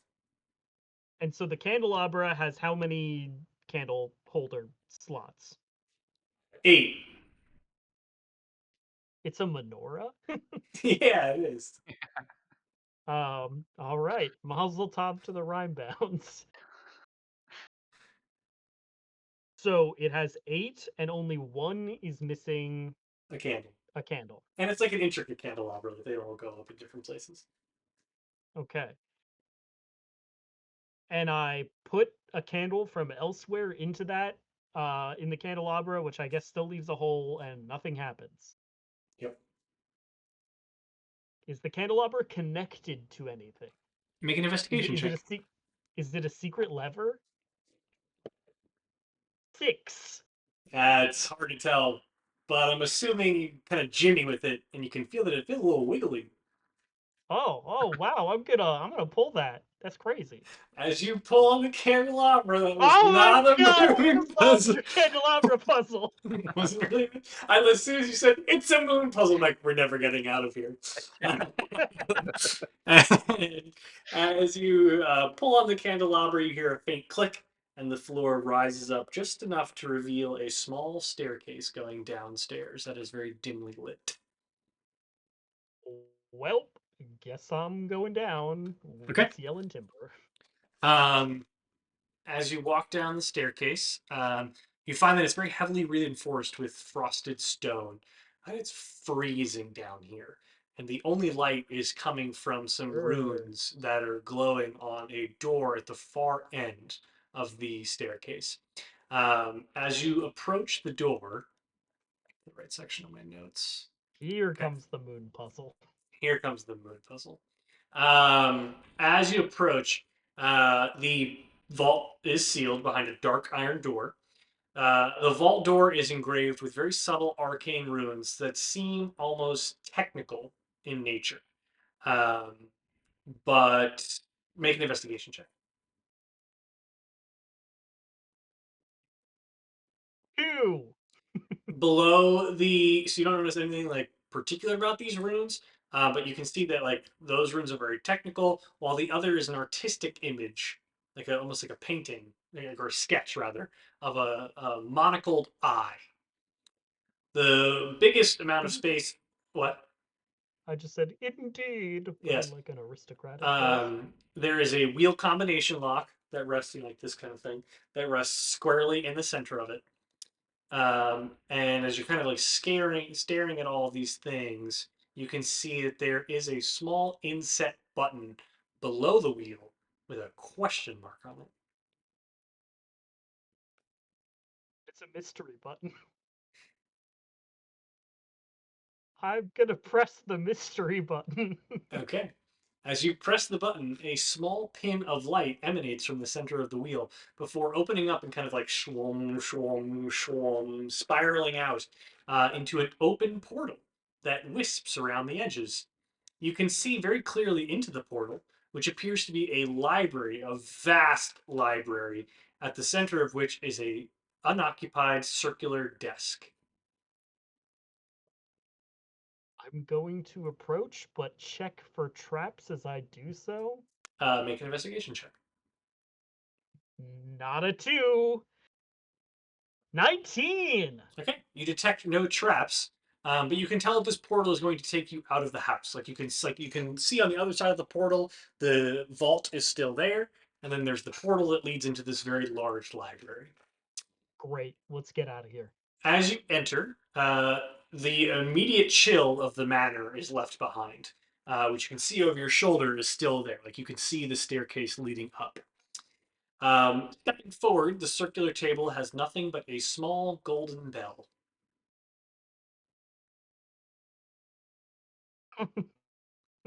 No books. Uh, No. Hey, no, here's what that bell do. no books on the table. So as you look around, the library seems to like extend like high and high and high and high to the point where you can't even see it anymore, and all of the books are exactly uniform. I will pull a random book off of the shelf or look at the title first. And then Uh, if there are no titles, and the book appears to be empty. oh crap. This reminds me of hag shit. I'm gonna ring the bell. Okay. You ring the bell, and the bell dings through the very vast space. And then there's a faint slurping sound as Oh a no. behemoth tentacled creature suddenly warps in behind the desk. Their body comprised almost entirely of a vast, unblinking eye. It stares at you very quizzically Oh, it's from Asmora. before opening a giant maw and speaking. Did you forget the passcode of your Keeper of Land vault door? Not to worry. Just answer your security questions and we'll get it for you in a jiffy. This is the Rimebound family? Correct. I do in my best Altegard impression. Also, I'm still invisible, I think. Yeah, nobody, he sees you. Okay. The a monocle drops down in front of the creature's many eye sockets that end on its tentacles, um, and suddenly a small book floats in from high up on the shelf and floats down in front of it. All right. Let's see. Okay, what is your mother's, or rather, the Lady Rimebound's maiden name?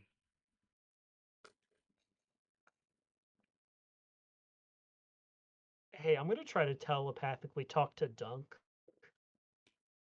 Am I within 10 miles of him? You are not. Yeah. Well, then I can't do that. Oh. Is this multiple choice by any chance? Security questions are open text. Just let me know the answer. Spelling is not important. And there are three other eyes. So one is trained on the book through a monocle, and the three other eyes, as well as the main one, are looking directly at you, or where you are, rather. This isn't a keypad situation, right? It is not. You're speaking it aloud. Chris, did we learn this at any point? You did. You can make a history check to attempt to remember. Yeah, I'm gonna need to do that. 14? No, no. Yes, 14. That is enough to remember that during your procurement of chilies yesterday, uh, the former proprietor let you know that Helena has a sister, Yelena, from a previous marriage. Yelena moved away. Yelena Morisova. Morisova. Ah, terrific. And now, what is the name of the Lord Rimebound's favorite pet? Cindy Clawford. Terrific. And where did the Lord Rimebound meet his fine lady? Did I hear this? Admittedly, you have not learned this, but as the friendly, omnipotent god that I am, there has been a clue in this session. Very recently. Okay. And you're aware of locations in the city.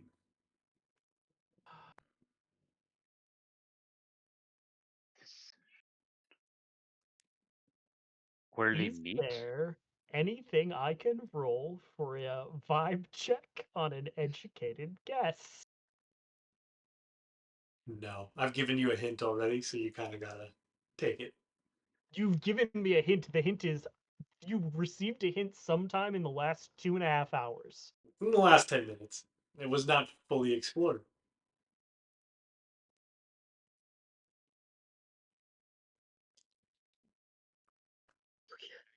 You can have a hint that it's a tavern, and it's not one that you've been to.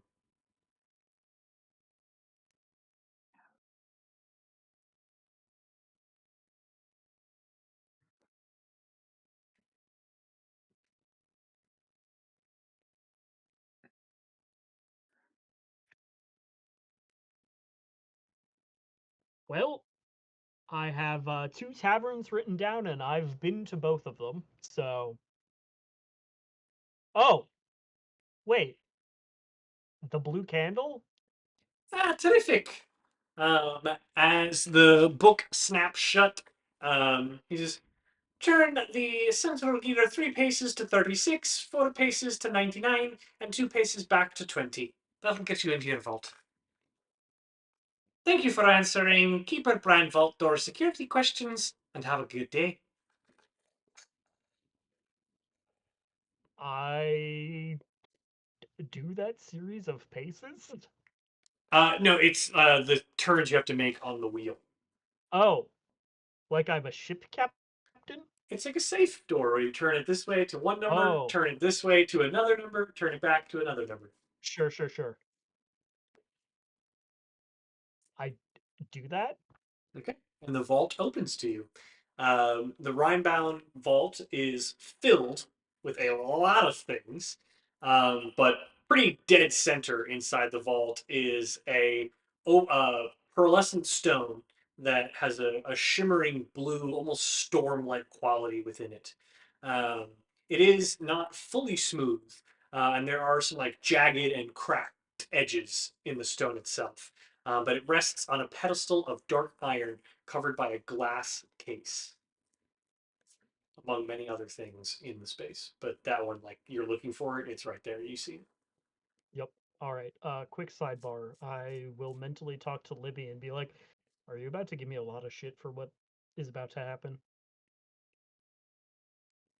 Limit does not apply. Oh, are you mad at me? Your interpretation of justice seems to change on the daily. Perhaps I have chosen poorly. Have you ever But heard the phrase, the ends justify the means? I do believe that many of the people that you have felled with me could say the same. Yes, but I'm quite literally trying to save the world. Listen, I'm sorry Whatever I you told the think. other guy about you. I didn't know it was a big secret.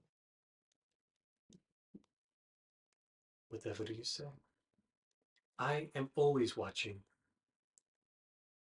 and I am starting to lean a particular way. Sure. Well, don't worry, we'll be able to drink plenty of wizard blood soon. I'm Promises, gonna promises. grab the Rimebound Stone. It is in a glass case. Can I take the glass case? Can I open the glass case and yoink it? You cannot open the case so much as you can see, but you could theoretically take the case itself. How big it? It's like the size of a soccer ball. Okay, yeah, we're doing that. Wait. Before I do, I'm gonna check that iron pedestal to make sure it's not an Indiana Jones situation. Okay, make an investigation check. 10. It does not appear to be trapped. Okay, then I will just take it. Okay, you yank it, and you're like, nothing occurs. Okay, as our 10th grade English teacher, Ellen Michael, might say, I'm going to get quick like bunnies and move out of here. Alrighty. Um, I will say you are still invisible, but only the beholder was able to see you. Um, Dunk, you are sipping on brandy with Lord Rimebound still. He goes, well, I do believe it has been a fine evening. Perhaps we will retire now. And I must admit that I am surprised to find, well, for you to be as amenable as you are. It was a pleasure to meet you. Oh, yeah, I could say the same. Honestly, this is like the first pleasant experience I've had since being on this side of town, Yes, well, and I appreciate it. as I said, I have a history with oddities that perhaps my family would not have looked very kindly upon, but, well, I'm used to it. And he kind of looks over to a small portrait that hangs over a fireplace in the dining room. And you follow his gaze, and you see two familiar figures in the portrait that sits above the fireplace. Three, technically, if you count the fact that he's in it. You see a very young version of Draken Voss, no doubt. He's part of the society. But the third figure you see is Elray. Elray is standing next to a burly, broad-shouldered, kind of like loincloth covered gentleman with a battle axe kind of strewn over his shoulder and kind of like gripping Elray in a hug around his neck, like a bit like how you might hug like one of your companions. Um, oh, interesting painting. Who are these Us guys? old companions of mine. We traveled together long ago. I'm sure you're familiar with Draken Voss. He's premier wizard of our time, so Oh, to everybody speak. knows about Dragon Boss. Yeah, of course, yes. Uh, the other gentleman, Elray, well, he ended up venturing off to the material plane. He was born a diplomat's son. Uh, the other figure, we lost him, unfortunately. But fine warrior, fine warrior. Lost. If you don't mind me prying, seems like a great fighter. A As we're story close to our for another day conquest. and closer friends. Oh, I don't mean But to pry. a pleasure. No, not at all. pleasure nonetheless. Yes. If He'll be leading you towards the front door at this point. okay. And Willem, I will Um, ask you if you're closing the vault behind you so that I can. I'm going to close the vault behind me, and I am promptly going to Misty Step. Can I Misty Step if I can see something through a window? Yeah. I will Misty Step the fuck out of this manor Okay. after Alright. I close the vault door. Oh, but before I close the vault door, I'm going to open my gray bag of tricks and I'm going to throw an animal into their house. yes. Okay. Which one are you gonna throw? A 3 means it's a badger. And you're just like yeeting it in where? Into the I'm just vault? Into saying, the library? no. We're in the library and I'm going to say, go cause a commotion. And then I'm going to Misty Step out. Okay.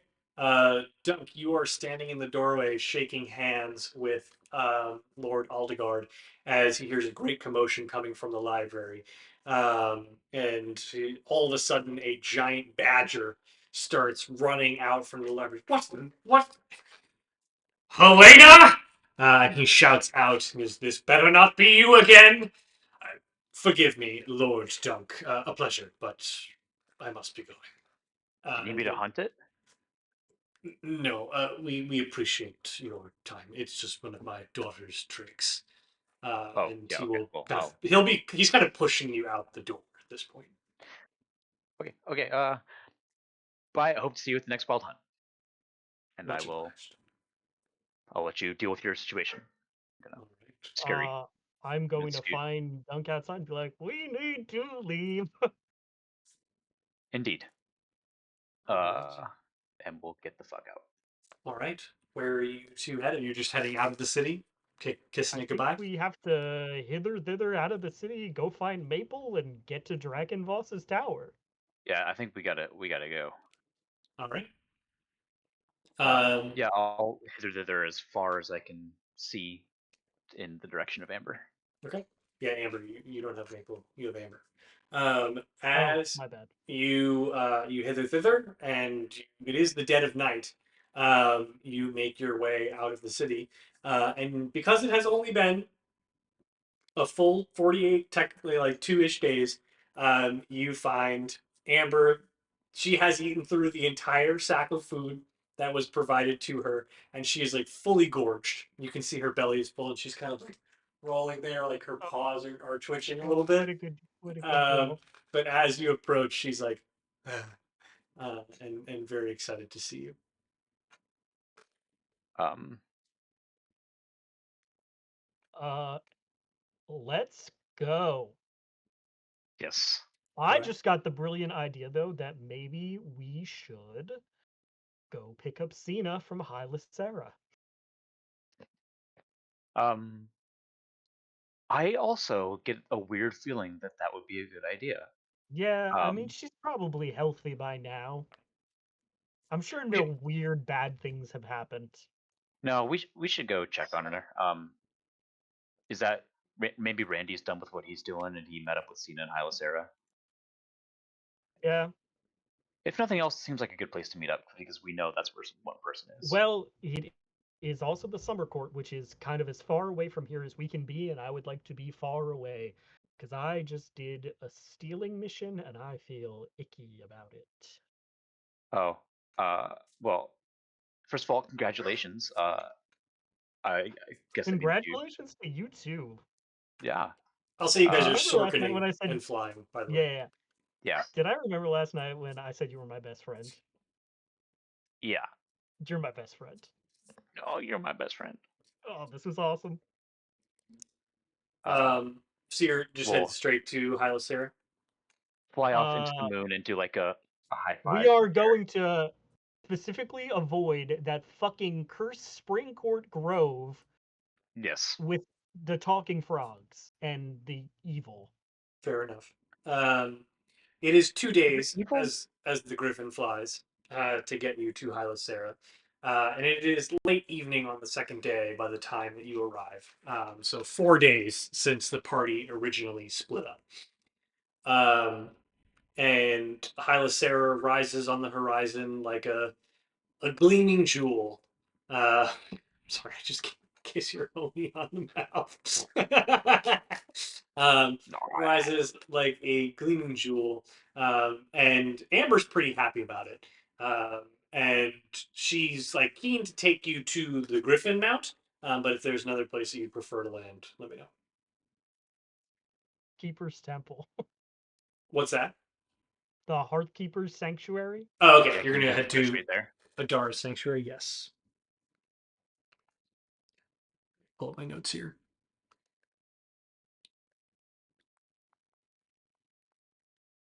Okay.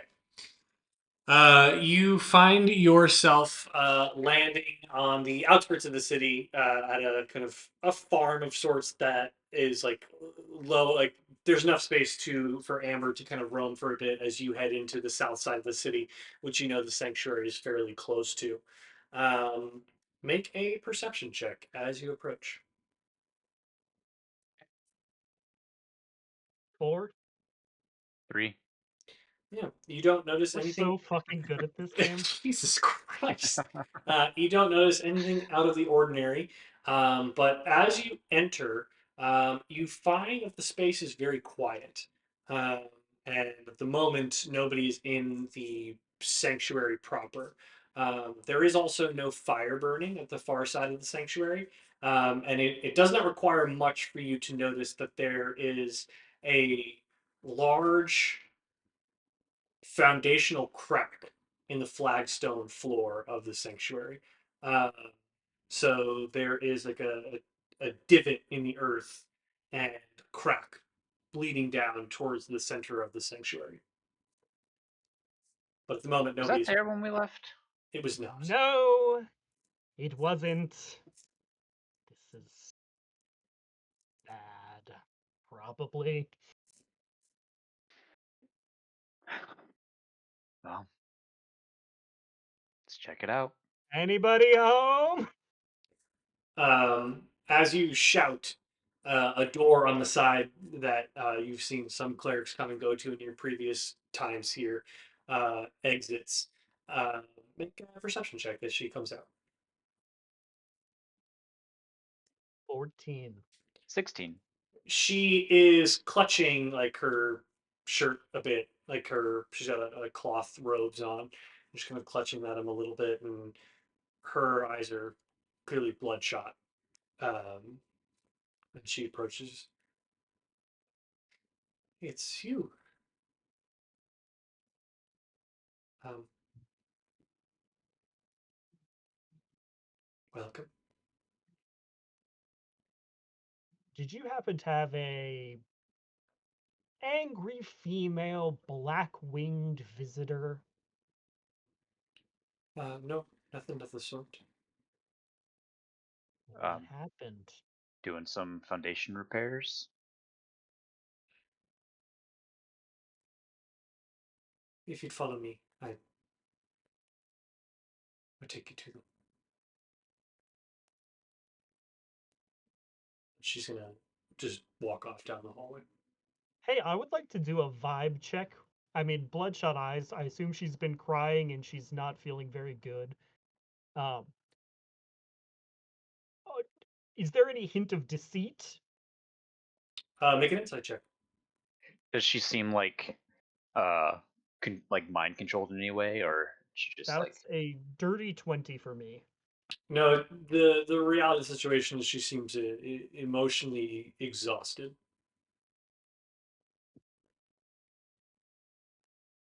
Yeah, I will follow her. yeah? Okay. Let's go. She leads you down the hall and stops in front of the second door on the left and gestures, kind of like pushes the door ajar a bit. She goes, she's still unconscious, I'm afraid. Uh, and you can see that Sina is lying there on a bed with her arms kind of crossed over herself. But a sheet has been pulled over. Like she's, by all intents, she looks as though she's sleeping. She's, as I explained to your friend, when dealing with a traumatic event, it can be occasionally the soul does not return to the body right away. But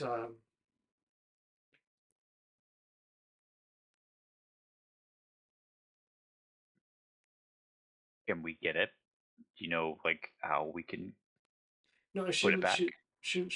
we have every expectation that she will be fine. Um, Good.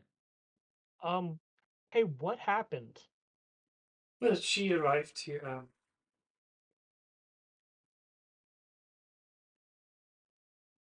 I'm terribly sorry. And she will usher you across the hall to uh, further down and push open the doorway. And you kind of stand for a moment in a bit of like uncertainty um, as she pushes it open and kind of steps aside and bows her head. And you can see a very large frame laid out on a stone slab in this room with a white sheet covering their body. We don't know what happened, but we were unable to bring him back, I'm afraid. Is that who I think it is? Yes. I'm gonna walk up and just pull the sheet off.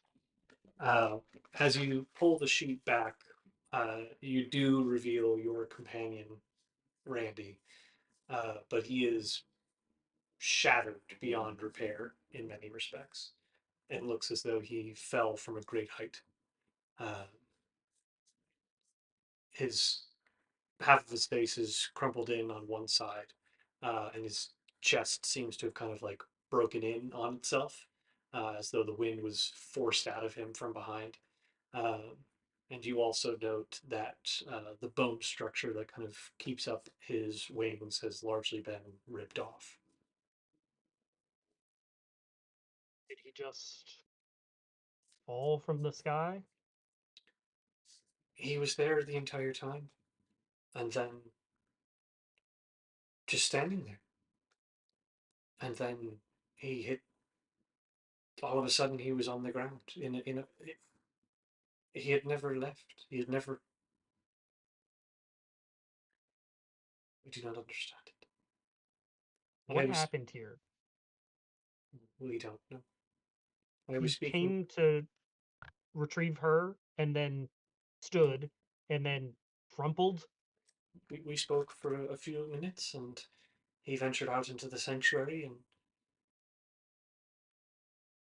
we heard a crash, and we all came out, and he was there on the ground, and we cannot heal. Nothing marked. We have not felt terribly sorry. Who else knows about this? Only those of us here. We assumed his companions would return, but at some point we will need to inter the body. What of your goddess? The fire burned out at the same time, and we have not been able to practice our magic since. Any of you been able to commune with her? Our prayers have gone unanswered.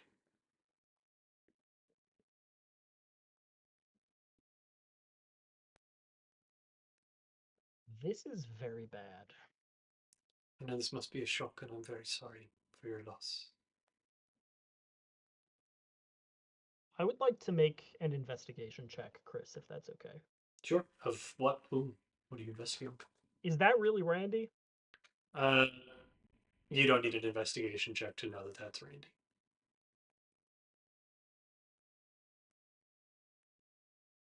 What did he say to you when you were speaking? We talked about her and how I came to come into the service of Adara. It was a short conversation. I told her that she'd be all right. And he stepped out into the sanctuary.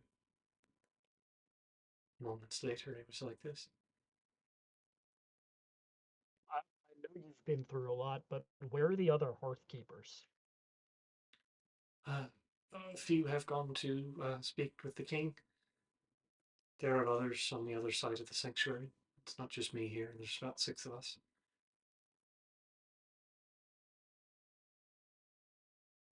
Did he have anything on him when Yes.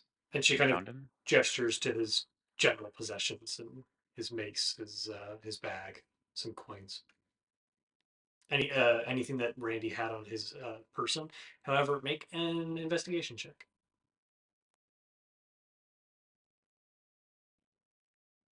13. 17.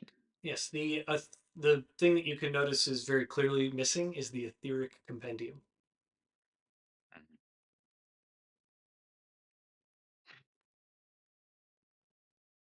Well, his book's gone. You know, he wouldn't have just left that somewhere. Dunk, let's go spend some time with Cena and have a conversation. I'm gonna fish through his things, pull out a joint, light it up, and you think we can get her to wake up enough to talk? We will see. Ah, this is gonna suck. Yeah, I can't believe I'm saying that, but could I actually have some of that? Brother. You want any? No, thank you. Thank you. It's for his memory.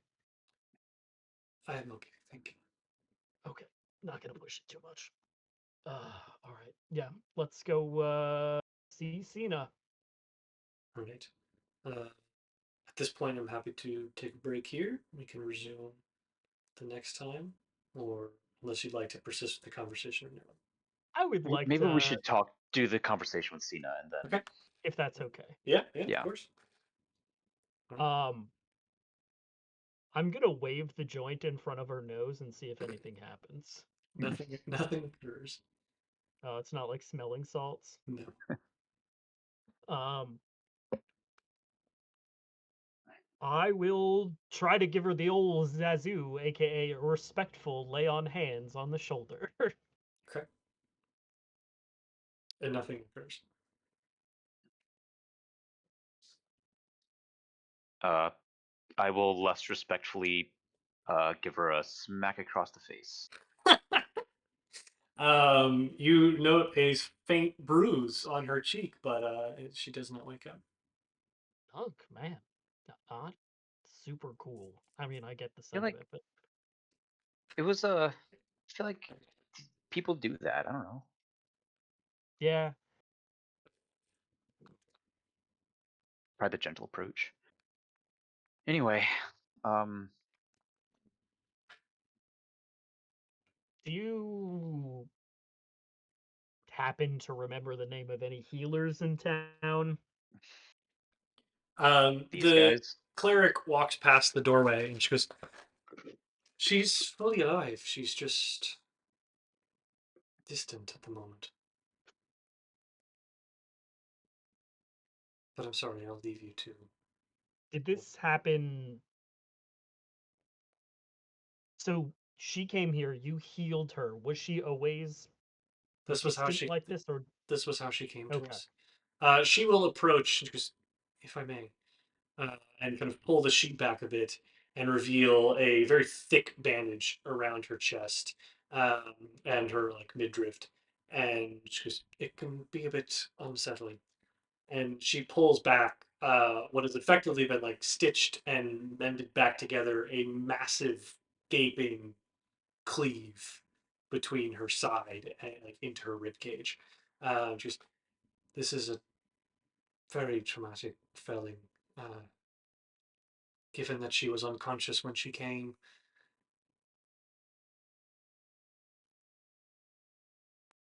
The soul is traumatized. It will return with time. Or perhaps Well, the right treatment, whatever you think could get her back. Bring her to Poppy.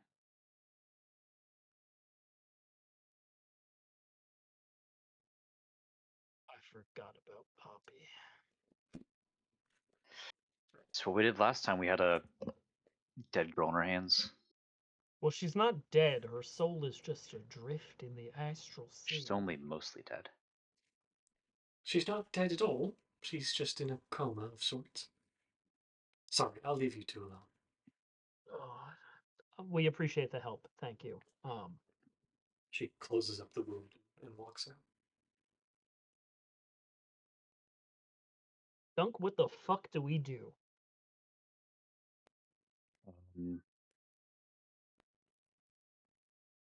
She's gone for the time being.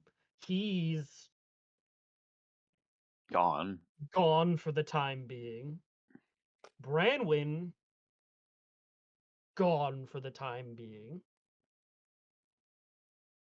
And we just stole a precious artifact and have no leads on what to do. Randy was the only person that could time travel. Use chronomancy.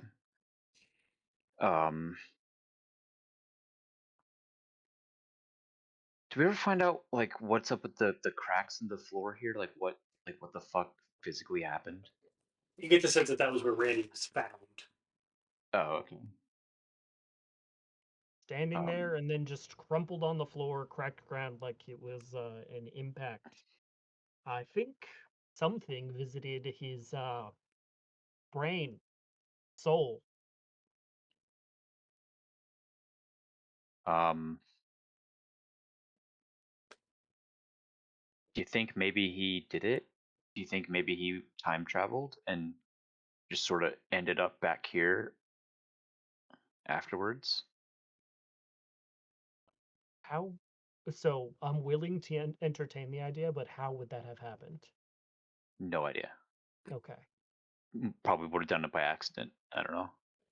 So this, I think, was one of three things. This was either Seraphel, this was the other guardian that he was supposed to go talk to, or this was somebody. Four things: the Eldritch entity, or somebody watching from somewhere who didn't want anybody fucking with time and needed to stop him. You think it could have been Adara herself? Deciding that she was tired of him fucking with all of her plans and just ripped his wings out? If that were the case, which I'm not, again, entirely opposed to, why would she stop talking to her priest?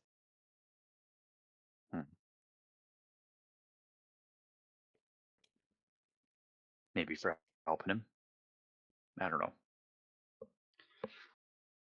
Either No, way. I think Adara might also be gone.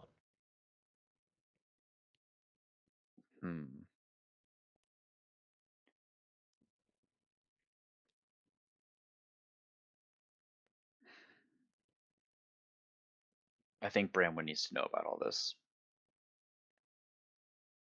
Agreed. Which would mean you and I need to get to Silverhaven or the Ebon Lake, if we can get through that way, and go topside. And then we have to find Branwyn and not get killed by Seraphel.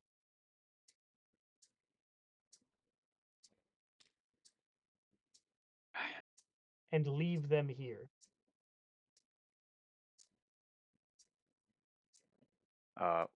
You don't think we could bring Cena with us? you want to carry around the unconscious girl for who knows how long and who knows where. I mean, we could leave her at the Marigold Estate, or we could leave her here. Shove her in the bag of holding. No. I don't think you can do that. I don't think so either. I think oxygen runs out in there. Um.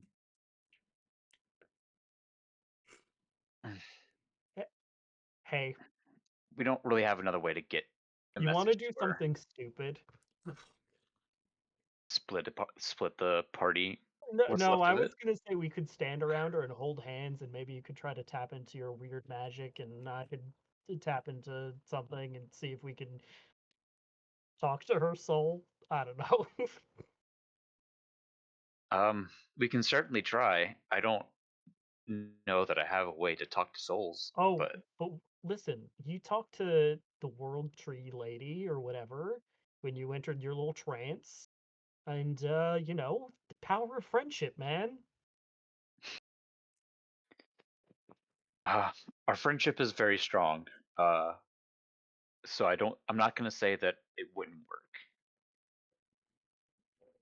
We won't know unless we try. Um, but yeah, maybe first let's see if she has anything on her that would be helpful.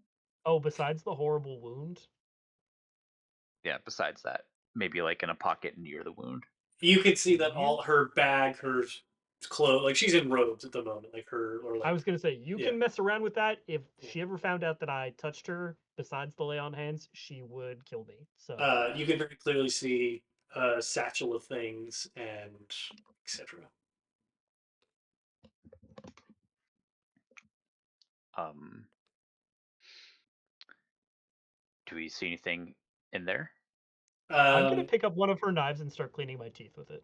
Ew, That's gross. Yes. disrespectful. Oh my god. Even Dunkus can be like, it's kind of gross. You don't know where that We knife's been. that knife has been inside of so many people in bad ways. So have I. Uh, oh, even worse. Man. Uh, you do find a sending stone. Um, I guess I'll. Hey, girl. Hey. Hold on one second, because I think they're available.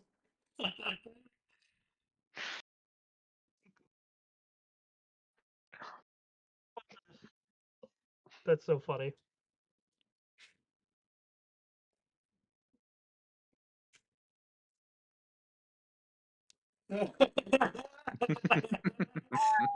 Hey Hold on. girl, hey. Hold on one Hey, second.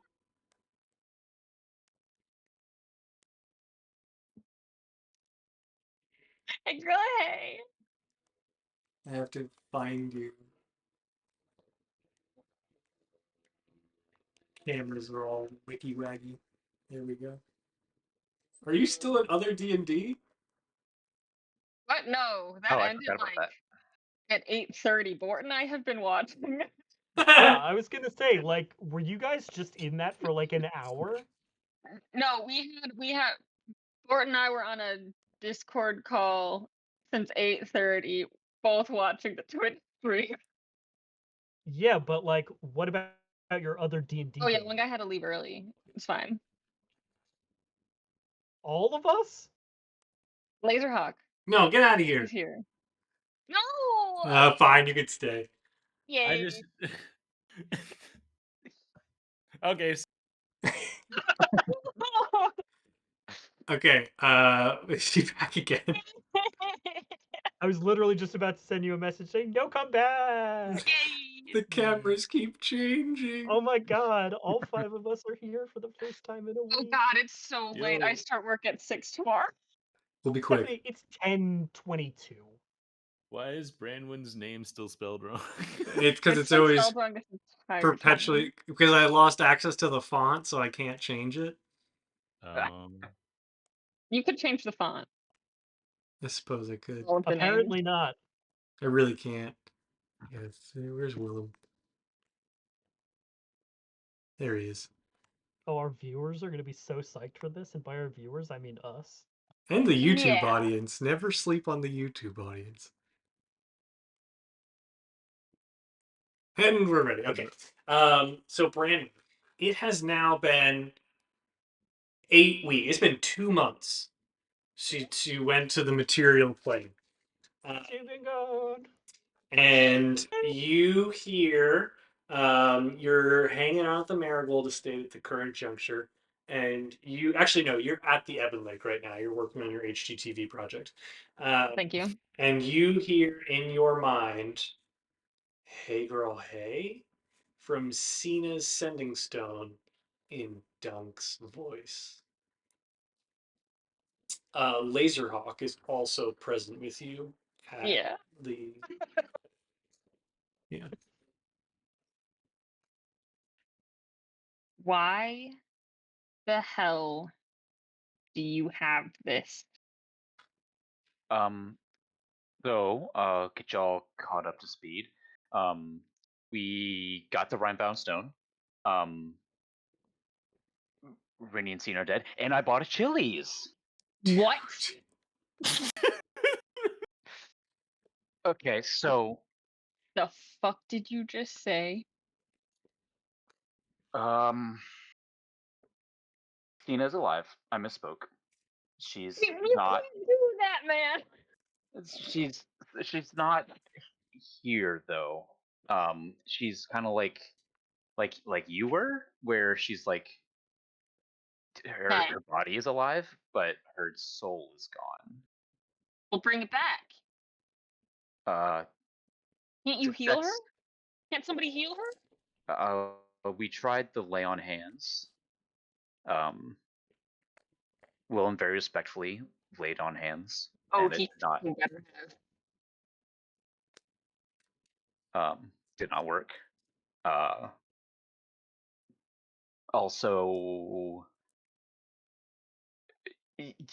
yeah, Randy's dead. I don't know what happened. No, I don't think You anybody mean he really can't knows. die? No, he has his wing. Well, had his wings. No, no, no, no, no. Not in the literal sense. We need Randy. We did need Randy. Uh, Can you bring them here? what's left of him? What do you mean? What's left of him? Uh, Tell Branwyn that he got the Walder treatment. It's a terrible way to talk about your friend. Sorry, this is how I cope with grief. Is that Willem in the background? yeah, I'll put it on Put him on the speaker. phone. Put him on the phone. I'll put it on speaker. I touched the sending stone. Oh, can this thing conference call? Willem, I'm gonna kill you. Yeah, well, I don't think we need 2 dead party members, so maybe hold off. Bring them back here. How? Can you No. bring us? Does your lake thing work for us? Yeah, I can bring you over. Them Okay. too? Get to the lake. You'll be able to call me. And I'll bring you over. Mm-hmm. Also, Cena's like, she's alive. Dunk probably told you this, but she's like, her soul is like traumatized, and the healer was like, "Oh, it'll come back in time, but she needs time." And What does yeah, that mean? Randy, I don't know. Everything's very vague. Also, there's a big crack in the Adara sanctuary, and all the Heartkeepers are very scared looking. Their And flame is yeah, out. the flame is out. They can't talk to her, and Randy's wings are all fucked up, and half of his face is fucked up, and he looks bad, and is dead.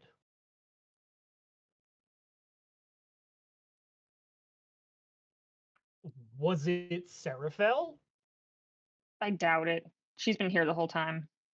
Okay, well, that's one thing we can cross off the list. You should just get back here with both of them if you can. as fast as you can. It's been Yep. like 2 months, dude. It's been 2 days here, so 4. Jesus Christ. It's been 4 days for you. 4. 4 days. Excuse me. Yep, we'll get some griffins and head on back. Ran, Um, where remember do to you feed want 'em. this table? Oh, Who the fuck are you? this is Laserhawk's here. Yeah. Oh, What the fuck? He sold me off as a bounty twice, but it's fine now. We're cool now. So just anywhere, or Yeah, no. Yeah, you can put it in the corner. I don't care right now.